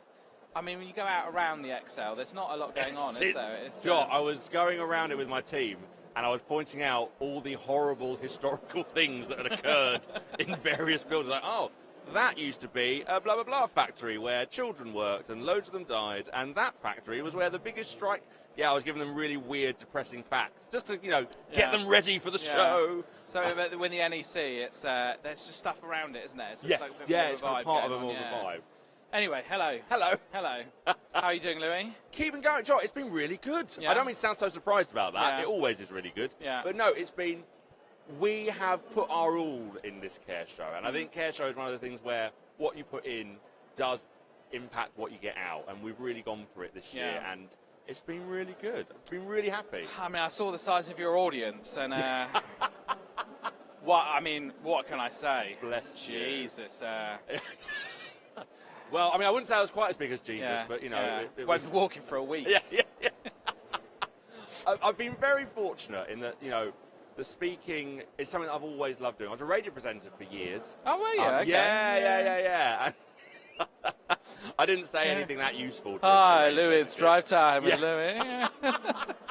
I tell you, my favourite radio story. We did a lot of work with like young kids and like teenagers, and we had this one teenager that went on air, and he just said, "The Queen has been shot." Like, this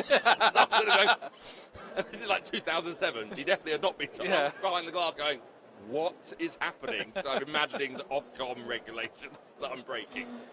We managed to calm everyone down and Yeah. deal with that situation. But so speaking's always been something I love doing. But I think what I've found useful and what I really enjoy about the Care Show is that I've found something that I'm passionate about speaking about, rather than just messing about, which Yeah. is what I did for most of my 20s and teens when I was doing any kind of speaking. So, CQC things. How's things going? The gift that keeps on giving. Yeah, so CQC are, as we know, in a big transition period. To put it colloquially, they're kind of like that dodgy boyfriend who've realised they've not been treating you well, and now they're trying to win you back. Okay. And they are quite honestly saying, I'm sorry about what I did in November. I'm sorry about how we laid that out. I'm sorry about how we've been doing this in the past. We acknowledge that there are problems. We are fixing them. We are working on ourselves, our own internal culture, and we are making changes so that as a sector, we can work more closely. I think what CQC have recognised is they are kind of like the big scary dragons, and they don't want to be that. They want to genuinely support the sector. They want regulation and improvement to be something that is of value to services, rather than this kind of like mythical beast that everyone's nervous about. So there's a lot of work going on internally. There are changes to the framework. We are pretty certain the number of quality statements, for example, will reduce.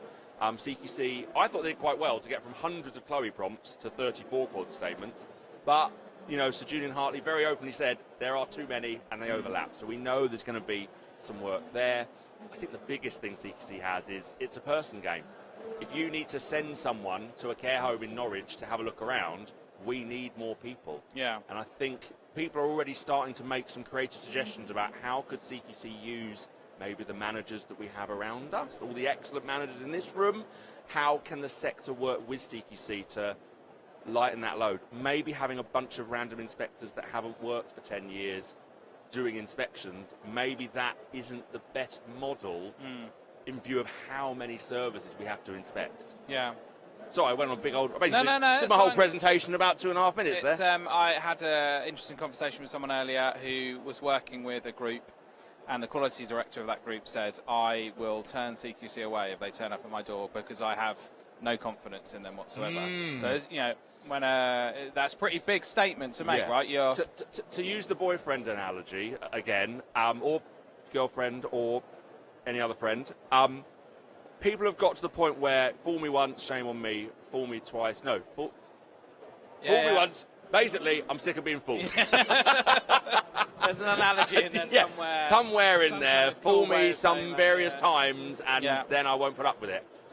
So I think what's happened is that services are recognising that they're being regulated and they don't feel confident that that process is being done effectively. Yeah. And I understand why services are getting really upset about that. I do think we are in a difficult position where we can't just, chuck them in the bin and go, we'll regulate ourselves, or we won't have regulation. I don't think that's the right approach, but I do understand that upset. And I do understand that if you're going to come and inspect me, but you're already openly admitting all the things that are wrong, for example, with your IT systems, I do understand why confidence has been lost. I don't think we are at the point where it needs to be abandoned. I think so not a sort of care, not a NHS England scenario. No. The challenge we have with care, so NHS England is a complex kind of universe that I don't have the authority to talk into. What I think, without CQC, what do we have? And whilst I trust 99.9% of providers, whilst I think there are lots of great providers out there, etc., I think if we become self-regulated, I don't think that's going to be best for people receiving care. So I think there is work to be done on ensuring that CQC delivers what we need. And I think there was a big question, who is CQC for? Yeah. Is it for the public? Is it for services themselves? If it's for services themselves, then services need more support. If it's for the public, then services in some ways need to have a different relationship with CQC. So I think a lot of care services want CQC to help them. And actually, CQC's main mandate is to protect the public by regulating services. That's not the same as supporting services. And I think there's some question marks over what CQC's purpose and interactions with the sector should be. Traditionally, the report has been something for the home to use to promote themselves with, right? Like it's the idea that this is a badge of honour. A good or an outstanding is something that you want as part of that. The customer expects that. Yeah. But I don't think the customer knows what's going on in this. They don't they might look at the report and they might go, "Oh, that's from 2018." They might not even notice that, to be honest. It's not obvious in most cases. And there is a vacuum. And we've been saying, the vacuum in terms of people having old ratings is frustrating, but it's also an opportunity. Because if you've got an RI from 2018, well, maybe you've got a lot of other evidence to show that you're better. This is where, all the work that we've been doing with our platform care surveys, not to do a plug, but this is where all of our work around supporting people with feedback, it's around saying, maybe you had an inspection in 2018 or 19 that wasn't great. What can you get today that is of value? And actually, we heard a story of a service who said, they had someone come round, even though the home was RI, and the people said, we read the feedback that the home got. We read what residents and family had said.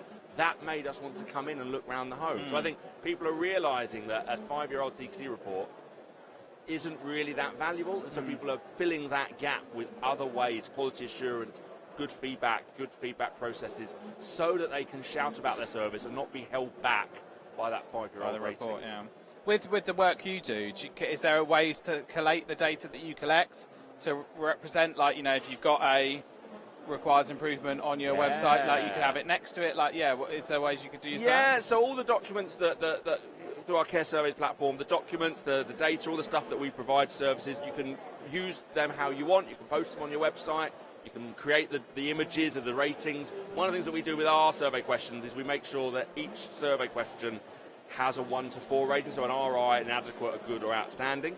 So services are or residents, families, staff partners, people seeking care are rating the service in CQC language. So you can use that, you can share that, place it on your website. So I think, obviously, we are not on the same par in terms of authority as CQC, but to be able to say, look, 5 years ago, CQC rated us RI. Just to let you know, 5 weeks ago, our residents rated us outstanding. Our staff rated us good in this area.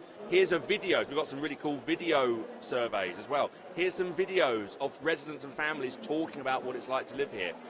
That's some of the value that you can get that mitigates or builds up a clear understanding than what a 5-year-old RI report says. Okay. Any other thoughts? I think the Care Show is a great thing. I'm really pleased to have been here. I think what we're seeing as a sector, if I can be so bold as to say, I think as a sector we're starting to get a bit pissed off with things. We've had the NI, we've had all the marches around the NI stuff, we've had CQC. I think as a sector, we are starting to recognise that we are stronger as a body than all of those other bodies that loom over us. And I think the Care Show has been a great opportunity for people to get together and go, actually, we've got a lot of clout here, we've got a lot of power here, let's try and be more in control of some of these areas that we feel so subjected to. CQC, of course, being one of them. A couple of other questions for you. Go for it. Toilet roll. Over the front, round the back. Oh, yeah, so I just to clarify, Yeah. not talking about wiping here. I just wanted to make sure, just in case, just before you what I started do, talking. you know, like when yeah. you have a towel, I just get a big long tissue and just go through all at once. That give you that And image to enjoy. And they're cashmere, and you just use it once and throw them away, and then you're like, yes. In the bin. Yeah, In the bin. yeah, because CQC have taken away the sustainability element. Well, of the exactly. thing. So just you wipe it know, on the walls. throw Go for it. away, Yeah, it's yeah, fine. yeah. Don't worry about it. Don't worry about the planet. It's all good. So for me, I have it hanging over the front because I'm very lazy, and that extra 1.5 centimetres of region to the back annoys me. So So if it was the wrong way, would you take it off and put it back on? yeah, I would. Even if so, our toilet roll at home, it's really easy to put it on and off. Oh, so if it's the wrong way, ooh. it's just a hook. Kind Have of it thing. your way. So yeah, you can yeah, just yeah. turn it the way you like. I mean- but of course the right answer is forwards. Yeah. But yeah, some toilet roll, it's a pain, right? You Yeah. put it in, and then you're like, oh, I've got to like press the thing and bring it over and down here, and like it's not easy to do. Of course, the commercial aim is to get to a point where someone else has to deal with the wiping for me. That's where I'm heading. Yeah. Hopefully by my 40s, I'll have my designated butt wiper, and it will be their problem Yeah. to think about where We the know a toilet few roll. good care homes that might be able to help you out. That's It's certainly a market. Yeah. It's certainly a market where it could work. a niche. And second and final question: if you were a sandwich, what sandwich would you be? Oh God! If I was a sandwich, I'm back to the toilet roll. It's beard, not Mullet. not mullet. Yeah. Yeah. sandwich, probably a very, very fatty sandwich, and quite cheap. That probably Like sums me up. Pulled pork or something. Yeah, Like, yes, yeah. exactly. Pulled pork that's been discounted 50% Yeah. because it smells a bit weird. Yeah. That's probably me as a sandwich. Nice. Any sauce? Bit of mayo, Yeah. bit of barbecue sauce, sweet chili. Bit of sweet chili. Bit of sweet chili, Bit yeah. of sweet chili. And usually a chocolate bar on the side. I Nice. don't get this physique naturally. I've worked on it. It's a talent. It's a talent. you It's a have, skill. yeah. There's more of me to love. Thank you very much for coming to see us, Louis. Great As to ever, see a you. pleasure. You too. You A too. pleasure as always. You're back okay? Yeah, I'm Yeah. fully up, fully up, fully moving, fully erect. Fully erect, All yes, good. yeah. Cheers. Fully erect for everyone to enjoy. Yeah. On that note, we'll be back shortly.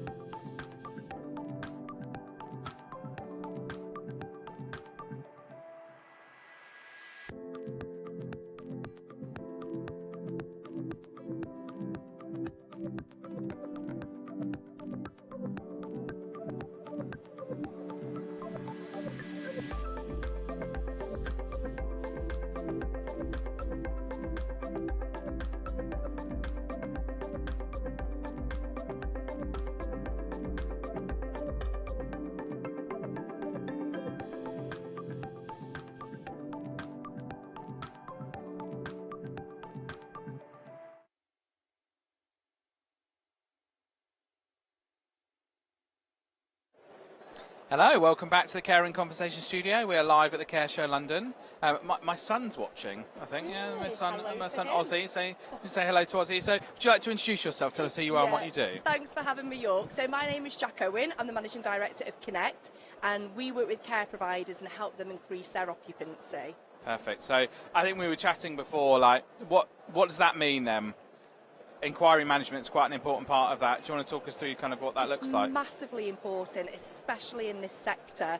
So what I always say is no one brings a care home for the sake of it. They've always been through some sort of journey, whether that's an emotional journey because there's feelings of guilt or frustration, they're overwhelmed because of the financial elements, or it could be they're at crisis point. So what we do, what me and my team do, is we will speak to the person who's looking for care, either for themselves or a loved one, and we will give them the warmth, the respect, the empathy and the time that they deserve.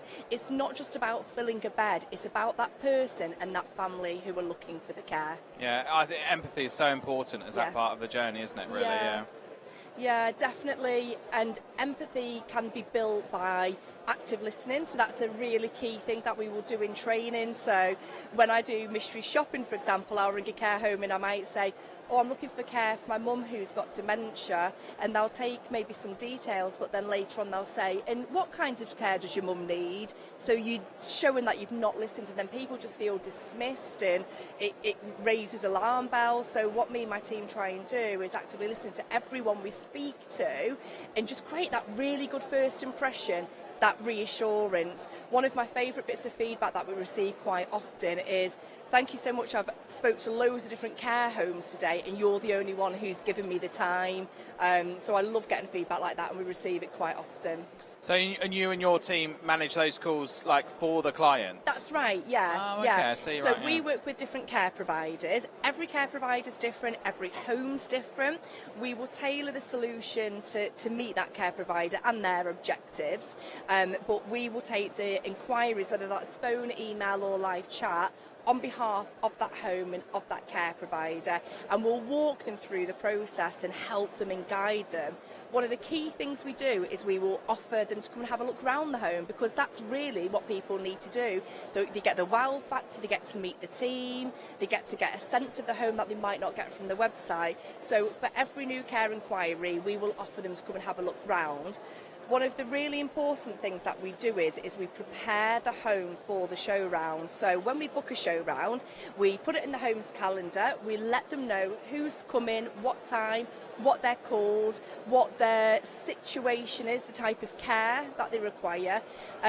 And also, if they don't like doing activities, for example, or they're unlikely to take part of activities, what we'll say is they don't like activities but they love the garden, so make sure you tailor the show round. Again, it's all about the person, tailoring it to that person rather than treating everyone with one blanket approach. So it is very tailored, not just to the care provider, but more importantly, the person we're speaking to on the phone. I've had lots of conversations over the past couple of days with smaller providers who are sort of actively having to look at the private pay market. Yes. And the approach is very different. So from a perspective of if you're receiving referrals from local authority, that's one main sort of customer you're dealing with. And then people refer to you, and the process is going to be slightly different. Yeah. There might not always be opportunities for show arounds. They might not always have those same. That's right. Those same privileges that someone that buys privately might be afforded. Yeah. So the approach with private paying clients is different, right? Yeah, absolutely. I think one of the key things is, regardless if it's self-funded or local authority funded, is the industry standard is 52% of calls that go into care homes go unanswered. Now that's because the people in the care homes are so busy. They're providing care, they're dealing with the operational running. So whether it's self-pay or local authority, the key is you need to answer the phone call in the first place, and make sure you're capturing details, you can follow up, you can give people information.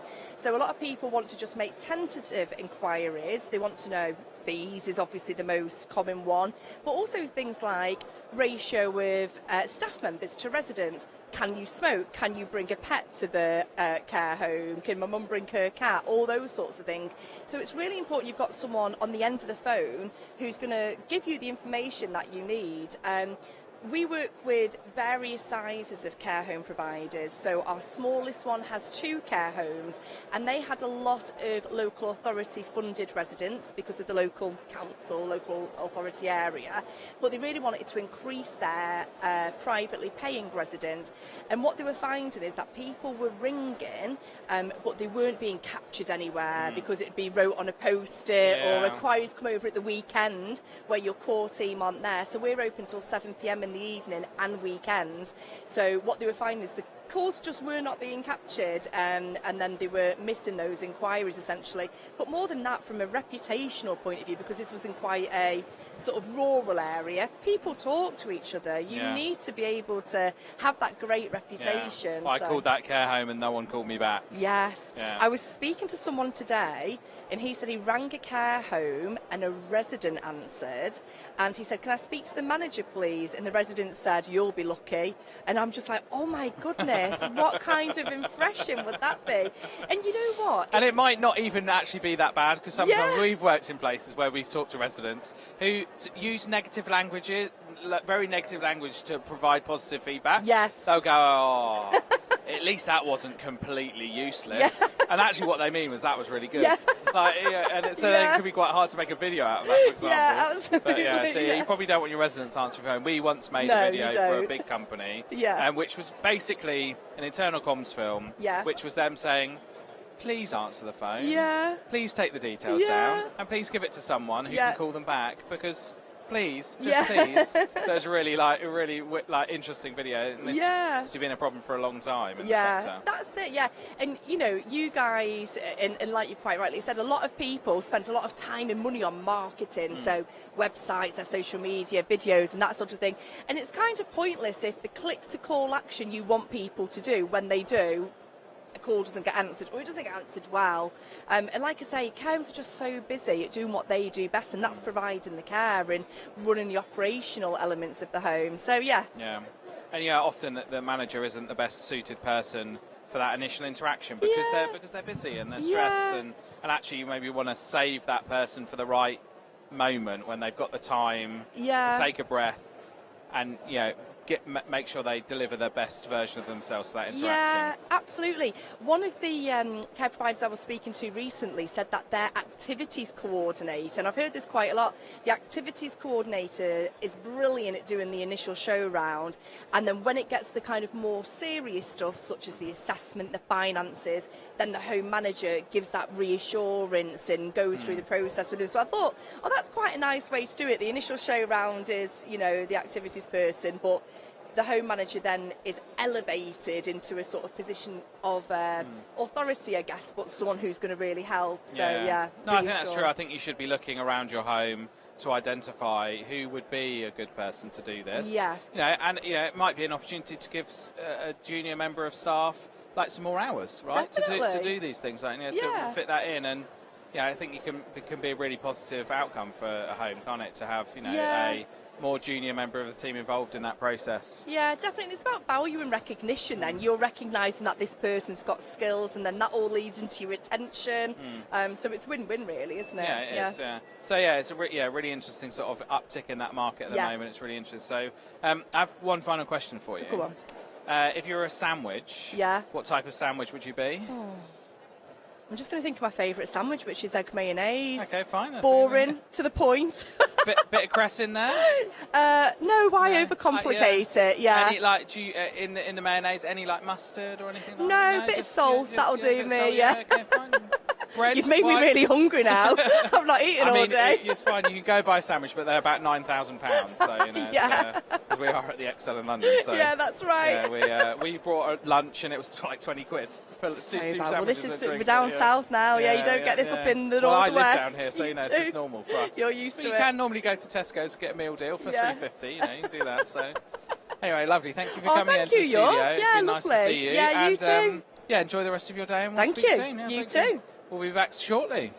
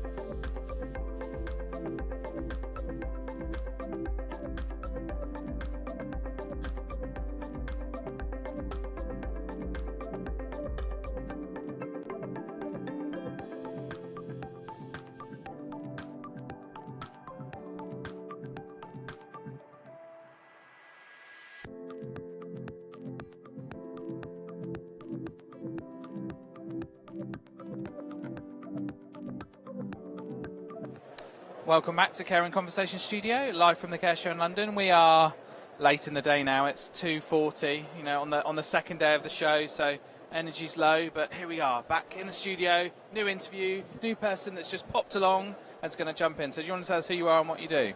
Yeah, so my name's Frances Duffy. I'm a consultant clinical psychologist, and I'm also founder and CEO of 6D Dementia Training. Perfect. So what do you do? So basically, I support caregivers and health care staff to better understand dementia and respond and engage to the person with dementia in a way that helps them to feel safe and secure.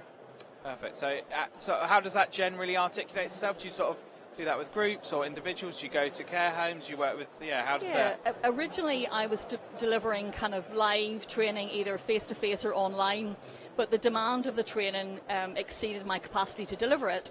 So I was really lucky to secure some funding from Innovate UK, and I've set up an online dementia training platform. Oh, okay, perfect. So what, in that sort of world, obviously, every person that's on their dementia journey is in a different space and has a different needs. What are there general tips that you can give people? Yeah, so I suppose basically people with dementia have exactly the same needs as you and I do. But as their dementia progresses, they need support to actually meet their needs. But sometimes they don't understand that they need that support. And what that means is sometimes they would decline our support. But the other thing is, because of their dementia, they don't always know who we are whenever we go in and offer support. So if you think of an example, let's say you were lying in bed this morning and two strangers come into your room and started to remove your clothing. What would you do? Yeah, I'd be concerned. You'd be terrified, Yeah, wouldn't you? yeah. And you'd probably act in ways to defend yourself and ask them to leave. Sadly, that's the experience of hundreds of thousands of people living with dementia every day. Care staff that they don't know come in to offer support. And when the care staff then approach them and try to remove their clothing for support, the person tries to defend themselves. And their behaviour gets labelled as challenging and Yeah. aggressive. So then they give a medication. So they because- get, yeah, yeah. exactly. So what happens is their distress sometimes is managed through psychotropic medication, and that's got increased risks of death and stroke. So, but if the care staff really understand dementia and the person, then they can offer care in a way that helps that person to feel safer. So that's what my training's about. It's helping the caregivers and health and care staff to better understand dementia, so that when they go in to offer that support, the person doesn't feel so scared. The person's more likely then to accept their support, and it's a better outcome for both the person with dementia and also for the care staff. So you would make an assumption that the person you were caring for might not know what's happening. Exactly. They might Yeah. not know who you are. So what we would say is we'd go in, say hello, sit with them, don't stand over them. Say hello, tell them who you are, and spend a few moments so to help them to feel safe before you then approach them to support them to go out of bed. Yeah. Other things, though, that happen is that if you imagine you've been lying in bed all night, you might be quite stiff. So if we support someone to move and they've maybe got long-term health conditions or arthritis that makes them feel sore, then whenever we support them to move, we're going to increase their experience of pain. And if I were to try and support you to move and you were in pain, you'd resist that movement and you might reach out to stop me from moving you. So there's very basic things that think about, should we be offering pain medication before we support someone to move? So very basic things like that. Yeah, it's amazing that it doesn't necessarily get thought about, isn't it? That, Exactly. yeah. Exactly. And I think what we find is that carers always want to do the right thing. They go into the caring profession because they want to, support people. It's a vocation. But if you don't know what to do, you can actually respond to the person in ways that actually increase their distress without intending to. You believe that you're doing the right thing, but sometimes we just don't know how best to respond. So that's really...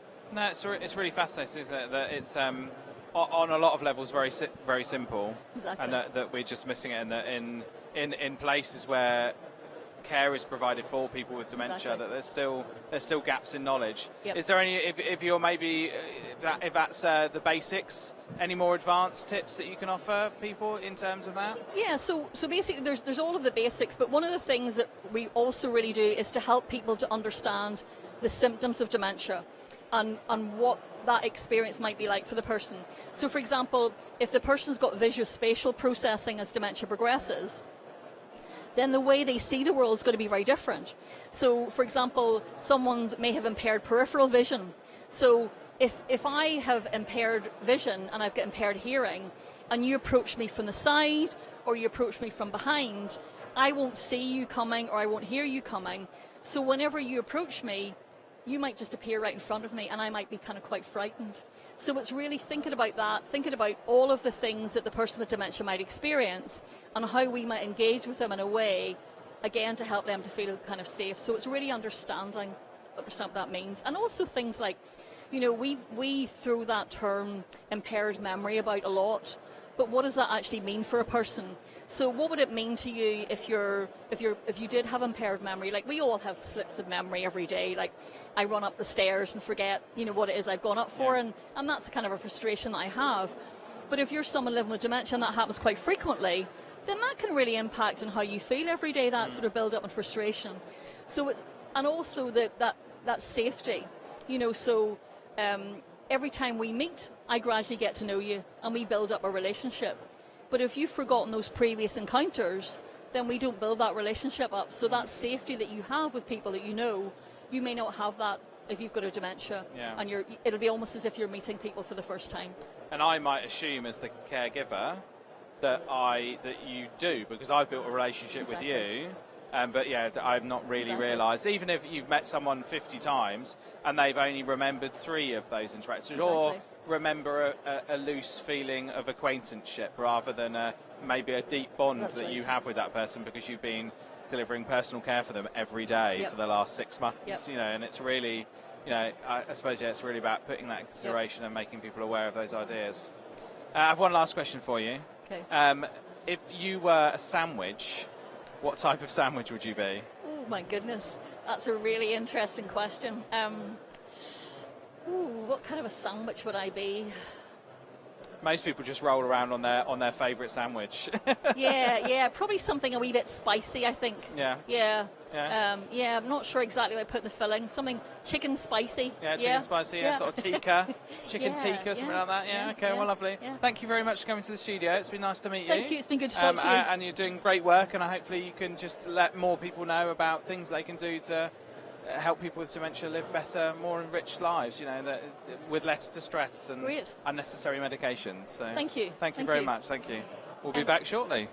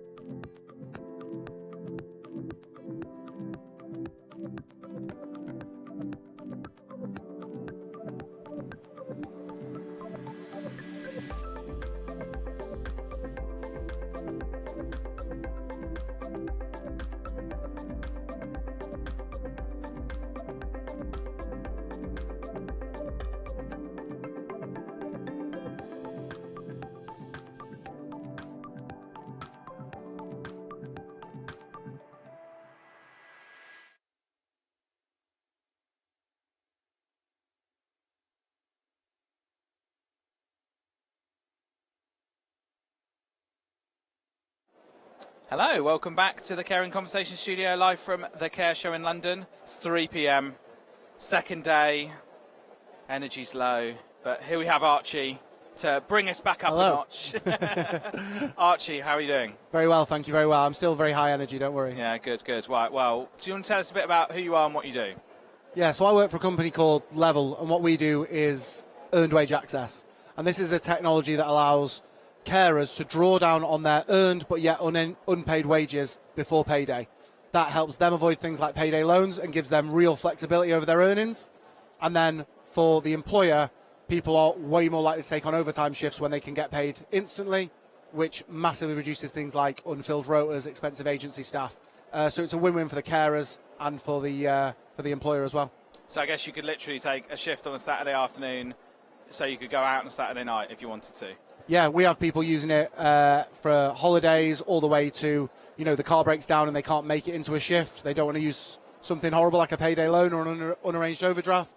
This just gives them a way to think, actually, I can solve this financial problem with money I've worked hard to earn, debt-free, rather than taking on someone else's money and paying all that horrible interest. Perfect. So obviously recruitment, retention is still a big issue in dom care and care homes. Does this help? Yeah, so we actually ran a massive survey with one of the UK's biggest employers who uses this, and they found that the staff who use this service turn over at half the rate of the staff who don't use the service, because you are really creating a much firmer link between work and the reward for work, which is pay. Sometimes when it's 30 days till payday and you have a bad day at work, you sort of forget you're being rewarded for it. Whereas with a service like this, people are constantly being reminded that even on the hard days, there's a reward for that work. And so they want to work more and they're much more motivated. And does it sort of change is there a particular sort of type of employee that does it? Does it get used more by younger employees and less by older? Is there any data on that? Yeah, we work a lot with frontline employers, so care, retail, hospitality, but we work with a real mix. So we have the world's biggest law firm using this, some financial institutions, and then some retailers and lots of care businesses. So while it probably skews slightly more towards the frontline employers, this is helpful for a massive range of ages, of income brackets, of demographics. Really, everyone values flexibility with the money they've worked hard to earn. Really. Nice. Any other insights? So the survey you did, how many people was it? What sort of things did it cover? Yeah, so typically it's the most used employee benefit a company can offer, and really in care now. Everyone from HC1. Not everyone doesn't use that 5% off cinema vouchers. No, crazy, right? Crazy. Sorry, I interrupted you. No. I was going to say, in care, more than half of NHS trusts now use a service like this. HC1, Anchor, Bupa, Agincare, Home Instead, everyone is using this now, especially on the end. And what we're here for today is to just try and, say to them SMEs who are big enough to use this, this is really popular now, and actually it can really value you, even when you've only got a couple of hundred staff. And is it sort of easy to implement? Is it is it complicated? Do you have to have I'm imagining you have to have a digital rotoring system, which, if you don't, to look in the mirror. But anyway, You'd be amazed. We can't do pen and paper just yet, but we have a few people who still use spreadsheets and we can work with that. Okay. But traditionally, we are integrated with most of the guys here who are in workforce management rostering systems, and we just pull the data automatically from that. Yeah. So you're right. And from an employer's perspective, how does it work? So I own a coffee shop. I use Deputy to manage my team, so I guess it integrates into something like that. Does it mean that I have to sort of pay those wages in advance if I'm a business that's got tight cash flow? How does it work from that end for me as the owner? Yeah. Shout out to Deputy as one of our integrations. But yeah, essentially, we as the provider lay out that money, so it doesn't impact your cash flow. So it's 20 days till payday. Someone accesses £100. We pay them that £100. And then on payday, and only on payday when you run payroll as normal, do we recoup that money. So there's no impact on your cash flow as the employer. And in fact, a lot of employers have used a service like this to go from weekly to monthly pay. And actually then they've improved their cash flow, even though the staff are all still drawing down weekly. Yeah. Oh, okay, it's interesting. Really interesting. So, final question for you. If you were a sandwich, what type of sandwich would you be? I feel like I'm on Love Island or something. Probably cheese sandwich. Am I the sort of beautiful, Yeah. My type on paper. Cheese sandwich, Yeah. Just classic, everyone's favourite. White breads, brown breads? White bread. White bread, yeah. I'm not that posh. If you're going to go classic sandwich, you've got to go classic sandwich, you know. Eat it like you're 7 years old and just enjoy it, yeah. Yeah, cuss it off and everything. Yeah. Lovely to meet you, mate. Thank you for coming Pleasure into to the meet you. studio. Enjoy the rest of your day. Thank you. We'll be back shortly.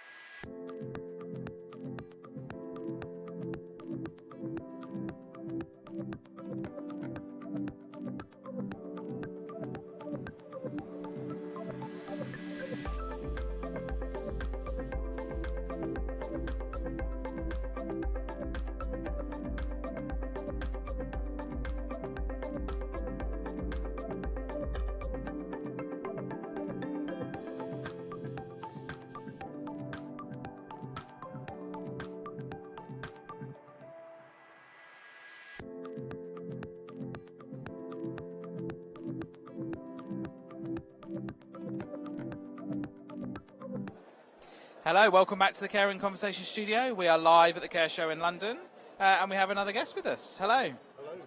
Hello, how are you? I'm good, thank you. How are you doing? Very well, thank you. Would you like to tell us who you are and what you do? Yeah, my name's Dr. Jim Kelly. I'm a GP with a special interest in musculoskeletal medicine and also the co-founder of a company called Trainer Gym Limited. And I'm the co-inventor of a product which has got a UK patent, soon to be worldwide patent, that allows people to move from the comfort of their sofa, shuffling their legs backwards and forwards so that when they do stand up, if they've been sat on their sofa for long periods, they don't fall over. So it's to improve your balance, your mobility, and it's a kind of an inclusive exercise product that allows people to move their legs, keep their fitness and their strength, even when they otherwise would struggle to do so. Yeah. So that's where we're at. So why is that? Why is this important then? And I guess it's primarily for older people.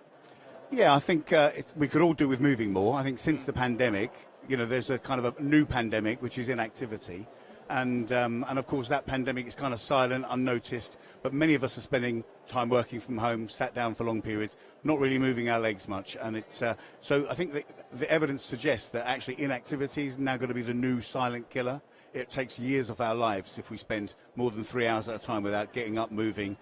So this allows you, if you are confined to a sofa or if you're confined to a chair because of your work, to keep moving your lower limbs and to allow you then to not have that weakness that it comes with inactivity. So we know that there's about 1 in 3 of us will have a fall after we age 65, and that increases to 1 in 2 in care settings. So we believe that actually this could be a game changer for falls prevention in care settings because it's simple, light, portable, cheap, and people can use this even if they've got impairment of their physical self or cognitively. This is it gives you a nice sensation. It incentivizes you to keep going back and using it more. Yeah, because I suppose like if you're trying to get people up to exercise, but actually there's other things going on, maybe they've got other diagnoses, other comorbidities. That this strikes me as something that might be a bit sort of easier and elegant to use for people. So there's only 2 rules with the Shuffler, and the name of the product's called the Shuffler. Don't stand on it, and don't wear high heels. So other than that, it's pretty benign. Yeah. So you're not really at risk of falling on it because it's a seated exercise equipment. And it doesn't, as I say, engage your spine or your hips like maybe other exercise bikes might.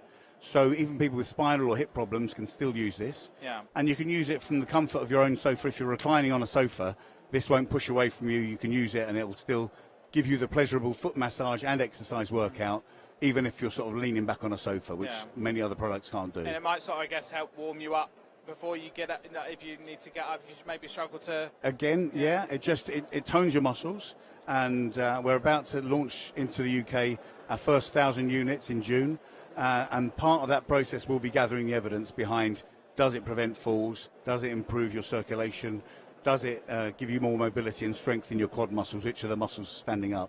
And but we've done some usability studies with healthy volunteers, and all of them improve their physio tests after just 2 weeks of use. Yeah. So I think we should try and see it in action, right? Sure. You stay there. We're going to have to try and move some things around a little bit and see. We'll let Chris, is our technical wizard behind the scenes, who's going to come and fiddle around with a few things. I was wondering whether maybe we just go really wide on that camera. I move this out the way, the table out the way, or what do you reckon? He's going to go, you're going to do it in that one? Right, Chris is going to do some magic stuff and make it work. Yeah, I'll try it too. So I might move this table out the way. Lucky I haven't got my frilly socks on, eh? Yeah, it's the late in the daytime, isn't it? So you get the little sweaty patches too. Yeah. So here you go. You give me a demo, and then I'll try and have a go. I'll hold this for you, and you can, if you've got, talk us through it. Sure. Yeah, go. Yeah, I think happy. Yeah, just. So this is the Shuffler. You can see it's got our logo, Trainer Gym, on it. It's just a very lightweight piece of kit that fits together back to back. 2 frames that consist of parallel rollers. Yeah.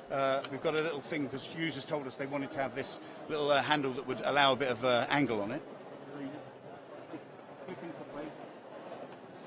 They in front of your feet, and then they're silent. The most important thing about this product is that it's silent and it feels lovely. Yeah. It's a real something that. If Nanny's watching Murder, She Wrote, you know, she doesn't.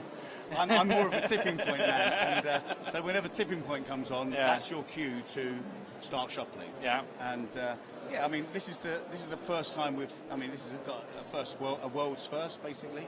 We've got a UK patent, as I say. We believe it's going to be a global game changer for home exercise, personal mobility, and it's completely inclusive. So no matter how frail you perceive yourself to be, or how much you feel you're unable to do other kinds of exercise, you can always shuffle. And so it feels lovely. I'd love you to have a try. Yeah, I'll have a go. If that's all right. Yeah, do you want to, stick it here. I'll give you your mic back, and I'll have a go. Right. So I'm sitting down. There's your mic. Chris is going to move the camera. Oh, it does feel nice, doesn't it? It's, I like rolling like a hard ball under my feet after a long day. It sort of feels like that, doesn't it? Like not a hard ball. Yeah. Like a ball with a bit of texture substance to it. Yeah, so you can see we've got slight texture on the rollers, but it's really to do with moving your quads, strengthening your quads and your hamstrings, and then passively stretching your calves. So again, things like DVT prevention, which is deep vein thrombosis, to allow you to not have the veins start to clog up with static blood. So we feel that everyone could benefit from this, but at the moment we're launching to our beachhead customer, who would be care home providers, but also care home users. So that because that's the people who are going to benefit from this. Very specifically, I think my wife's watching, and I think this would be quite good for her nan. Yeah. I think this would be quite good. We all know someone. Text me, my wife, and let me know. So we all know someone who could do with moving more. My mum's had 3 strokes. Yeah. She does fall. I know when she's using our early prototype and when she's not, because I can tell it in her movement and her mobility. And you definitely, you can feel it in your. You can feel it's doing something in your legs. sort of getting the blood pumping and warming things up. We're super excited about it. As I say, visit us at our website, www.trainergym.com, or look us up on Instagram, Facebook. As I say, we are going to go B2C, so you will be able to buy one for your wife's nan. But at the moment, we're here, I suppose, at the Care Show because the people who are in care often don't move much and spend a long time sat down and have a very much increased chance of falling. And how long would you do it for? Well, the people we used on the usability study in the University of Surrey, they used it for half an hour a day for 2 weeks, and they found some benefit. Yeah. And in fact, we couldn't get the prototypes back off them because they were enjoying it so much. Yeah, it becomes part of your daily routine. Oh, nice. Yeah, cool. Okay. Sold? I like it. Yeah, it's nice. It's one of the show organisers over there, just wondering what on earth's going on. Yeah, but, so I suppose this show is kind of very tech heavy, and I think it's not often you get to see and feel a product that can make a huge difference to an older person who's struggling to move. So we're very excited about it, but we're a start-up. That's why we haven't quite got the finance for a stand here. Yeah. So I've just been wandering around with my laptop bag and showing it to interested parties. Perfect. All right, well, lovely. Well, thank you for coming along and sharing. Thank you, and thanks for letting me have the opportunity to share it with you. Really nice to meet you, and we will be back shortly with stronger calves than before. Thank you.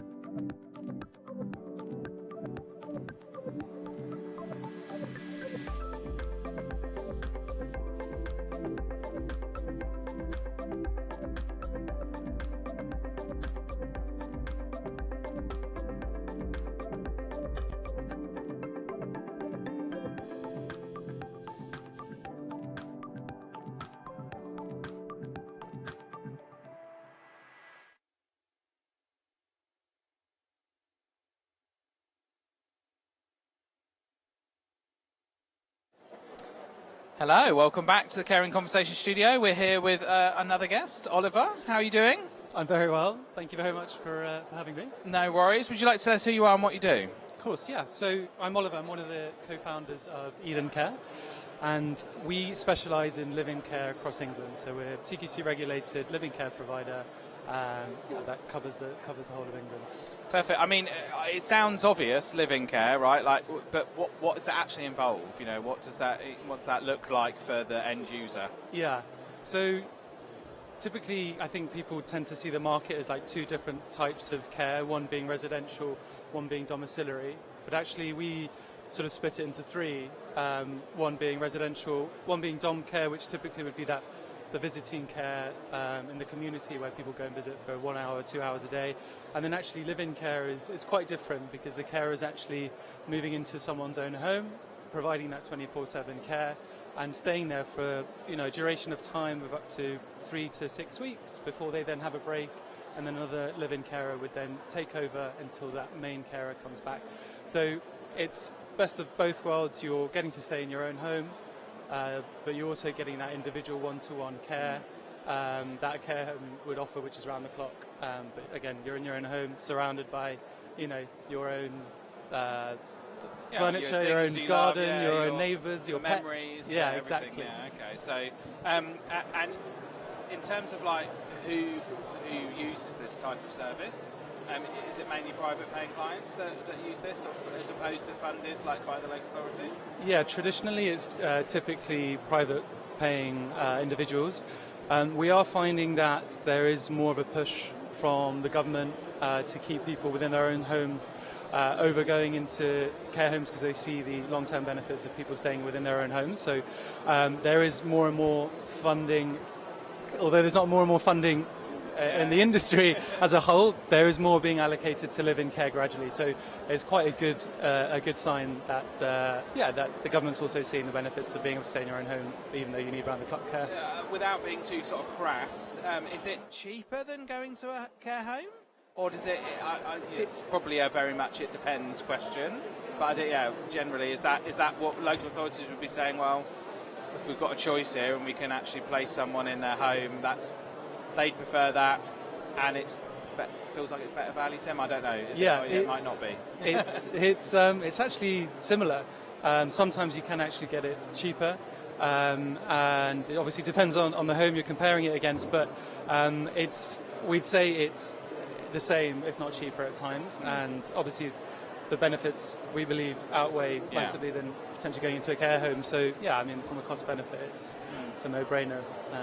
And how with recruitment then? Obviously that's a very different type of role you're recruiting for.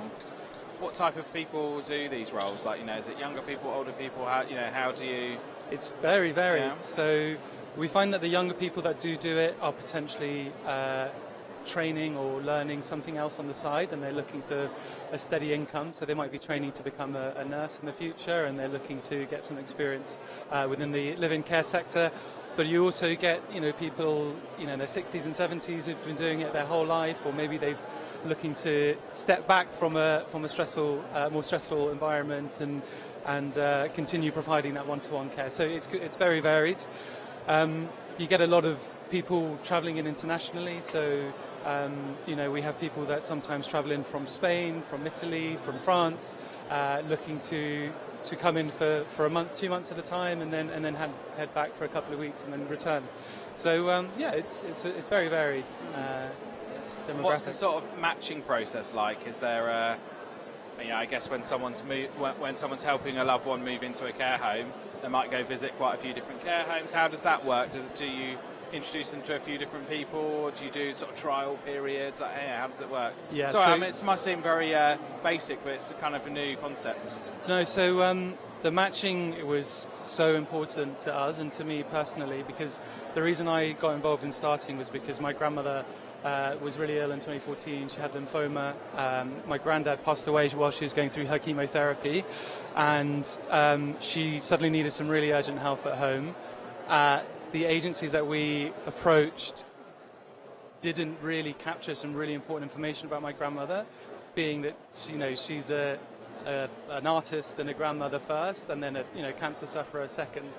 But that artist piece was like completely missed.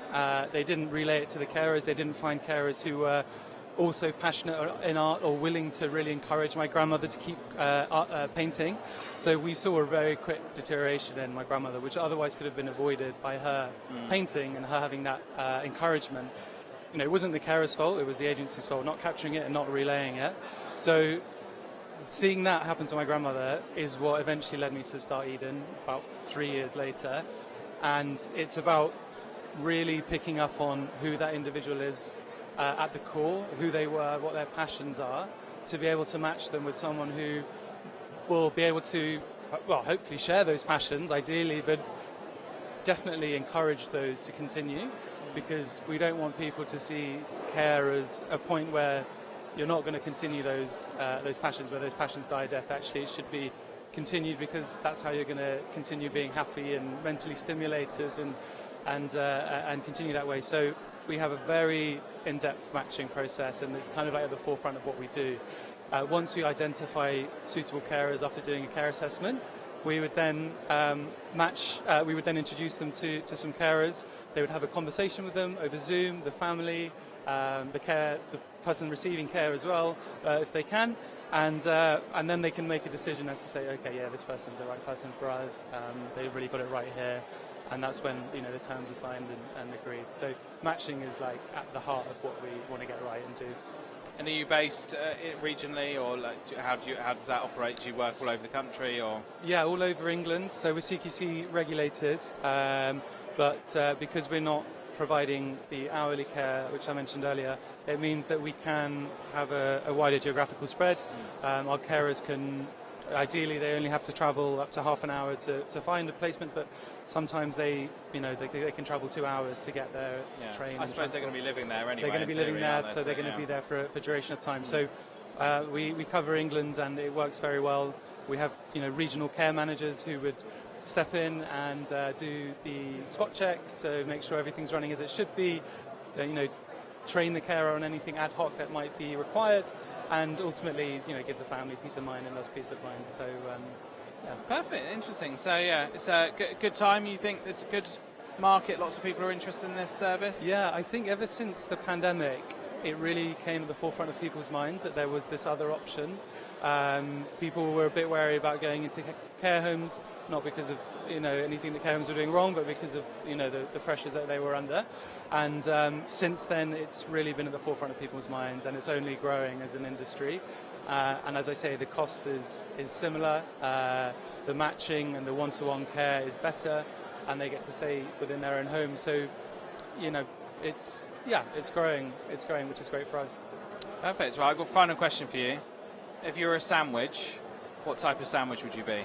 If I was a sandwich, what sandwich would I be? So I grew up in Spain. Okay. And one of the sandwiches which was really odd that they do there is a tortilla sandwich. A crisp sandwich? Tortilla being the Spanish omelette. Okay. Oh, right. Sorry. Yeah. So as a young child, I found those fascinating, and they're very different. I'd like to say that Eden's quite fascinating, very different. So maybe a Spanish omelette sandwich. Perfect. Lovely. Well, thank you very much for coming and seeing us in the studio. Thank you very much for having me. It's been great to meet you, and you too. Good to Cheers. meet you. Thank you. We'll be back shortly.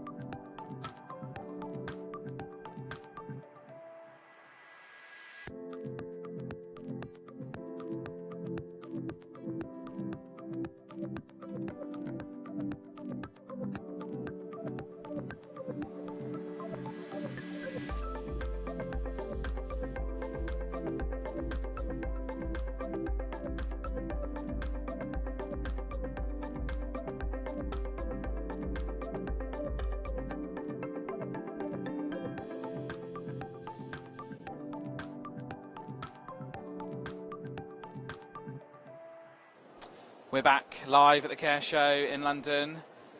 Caring Conversations studio. We've been busy, and we have Dudley. Dudley, how are you doing? I'm fine, thank you. It's been a really enjoyable 2 days of being in London, and yeah, I'm glad to be sitting down eventually, finally. Tell us about what you do. So I work with CareVision, one of the leading software planning software providers, care providers. We've just launched our AI tool, which has been fantastic. I also am the co-chair for LCAS, which is London Care and Support Forum, which is London's largest care support forum as well. Awesome. So that's been keeping me busy, and I've been speaking and supporting that. And I had another talk around support for international recruits as well, and how to support them as well. Cool. I interviewed someone yesterday, a care homeowner, who was very complimentary about CareVision on camera, so I might need to touch base with you and give you that footage if you would like it. Anytime. So tell me about the manager stuff that you've been doing. So with LCAS, which has been running for many years, we support a lot of providers within the sector, no matter whether you're care home, dom care, supported living. And what we found was there was lack of support or voices for the managers who were so busy. There's over 26,000 managers in England, and actually their day job is taken up with more admin, HR, that care front which they used to have is gone. And so trying to keep up with all the changes that happen on a day-to-day wasn't happening. Having a voice when issues happen wasn't happening. And what LCAS has provided has been that sort of voice where we get to speak with the likes of CQC, we deal with the Home Office, local authorities, Department of Health and Social Care. It's just providing that sort of voice as a group. So yeah, it's been fantastic in doing that. And what sort of things are the managers saying at the moment? What do they need? Well, I'm sure you hear a lot at the moment, but the morale is quite low at the moment. Issues around pay, elements around being united, things with the changes from the national insurance contributions, elements around CQC. It's just a real minefield, and a lot of people are working but not knowing where the future lies, and it's a struggle, but they know they've still got to work and keep up the levels that they're meant to keep up with as well. It's an exhausting role, isn't it? In essence, you're a CEO of actually quite a big business in most cases. Maybe £1.5 to £2 million turnover. You're expected to be all and everything, while being a graceful swan and delivering beautiful tours around the home for new prospective customers, and it's quite a lot for people to do and for people to manage. And often, I know some managers that are well compensated, but more often than not, maybe there should be a bit of a bigger piece of the pie for them, right? Probably they need more of a nice reward and pat on the back than what they do get presently. Yeah. So what can we do as a sector to help? I think what I'm finding with a lot of managers as well, and sometimes, I'm not saying I blame the managers personally, but they take on a lot and they feel the responsibility, and a lot of them have come into care for the individuals. So you might have them coming in beginning of the day and leaving last, or taking work home with them. So the other side of it is how can we help managers to still work hard, but obviously then not be as stressed out, not to be burnt out as we know. Their well-being and their mental health, how can that be sort of analysed? And sometimes managers are their own worst enemies of actually looking themselves, being self-reflective, of actually maybe they can delegate a bit more, get other people in, and also as well help themselves take that break where it's needed, and I think sometimes they feel guilty, but as well the sector doesn't help in understanding that. So it's about probably thinking about themselves, their health, their well-being, and trying to incorporate that. This technology now as well, which is helpful. So where technology allows people now to potentially work remotely, whereas before you had to be in the office all day, So things like that are probably some solutions that I would sort of suggest. I think we got a bit of a sort of hero business complex in this country, and maybe it's just sort of, yeah, that's the thing. I'm reminded of a film I watched with it was a Tom Hanks film, and he was a captain of a warship, and they were in a battle, and it was like 4 days long, and he was just going and going and becoming a less and less effective leader, but his feet were bleeding at one point. And I think it's often be like that. People don't think, actually, I'm going to be more effective if I take 6 hours off and let someone else take over, because they can make the decision. So I think quite quickly as a manager, you should be looking to find key team members around you that can take your workload off you. I guess in essence, as a manager, you should kind of be able to be still and look around and assess things and have the team work around you. And I think, yeah, it's often we're taught to like take everything on and take the responsibility and keep going until we fall over. And I think that's maybe not the right way of approaching it. No, self-care, I think, is really important. And I think that's one thing we are trying to listen. The cost of living care isn't easy. So working harder is probably what a lot of us tend to do. But actually working smarter is something that we should also think about as well, and how we can apply that to our day roles. Got a last question for you. Go ahead. If you were a sandwich, what type of sandwich would you be? Maybe a ploughman sandwich. Ploughman's, classic, I like it. Bit of pickle? Bit of pickle. Bit of pickle on You've got to have a bit of pickle. Nice. Well, thank you for coming in, Dudley. It's been good to see you. No, thank you very much. Well, enjoy the last 12 minutes of the show. I will do. You as well. Cheers. See you in a second. We've got our last interview coming up.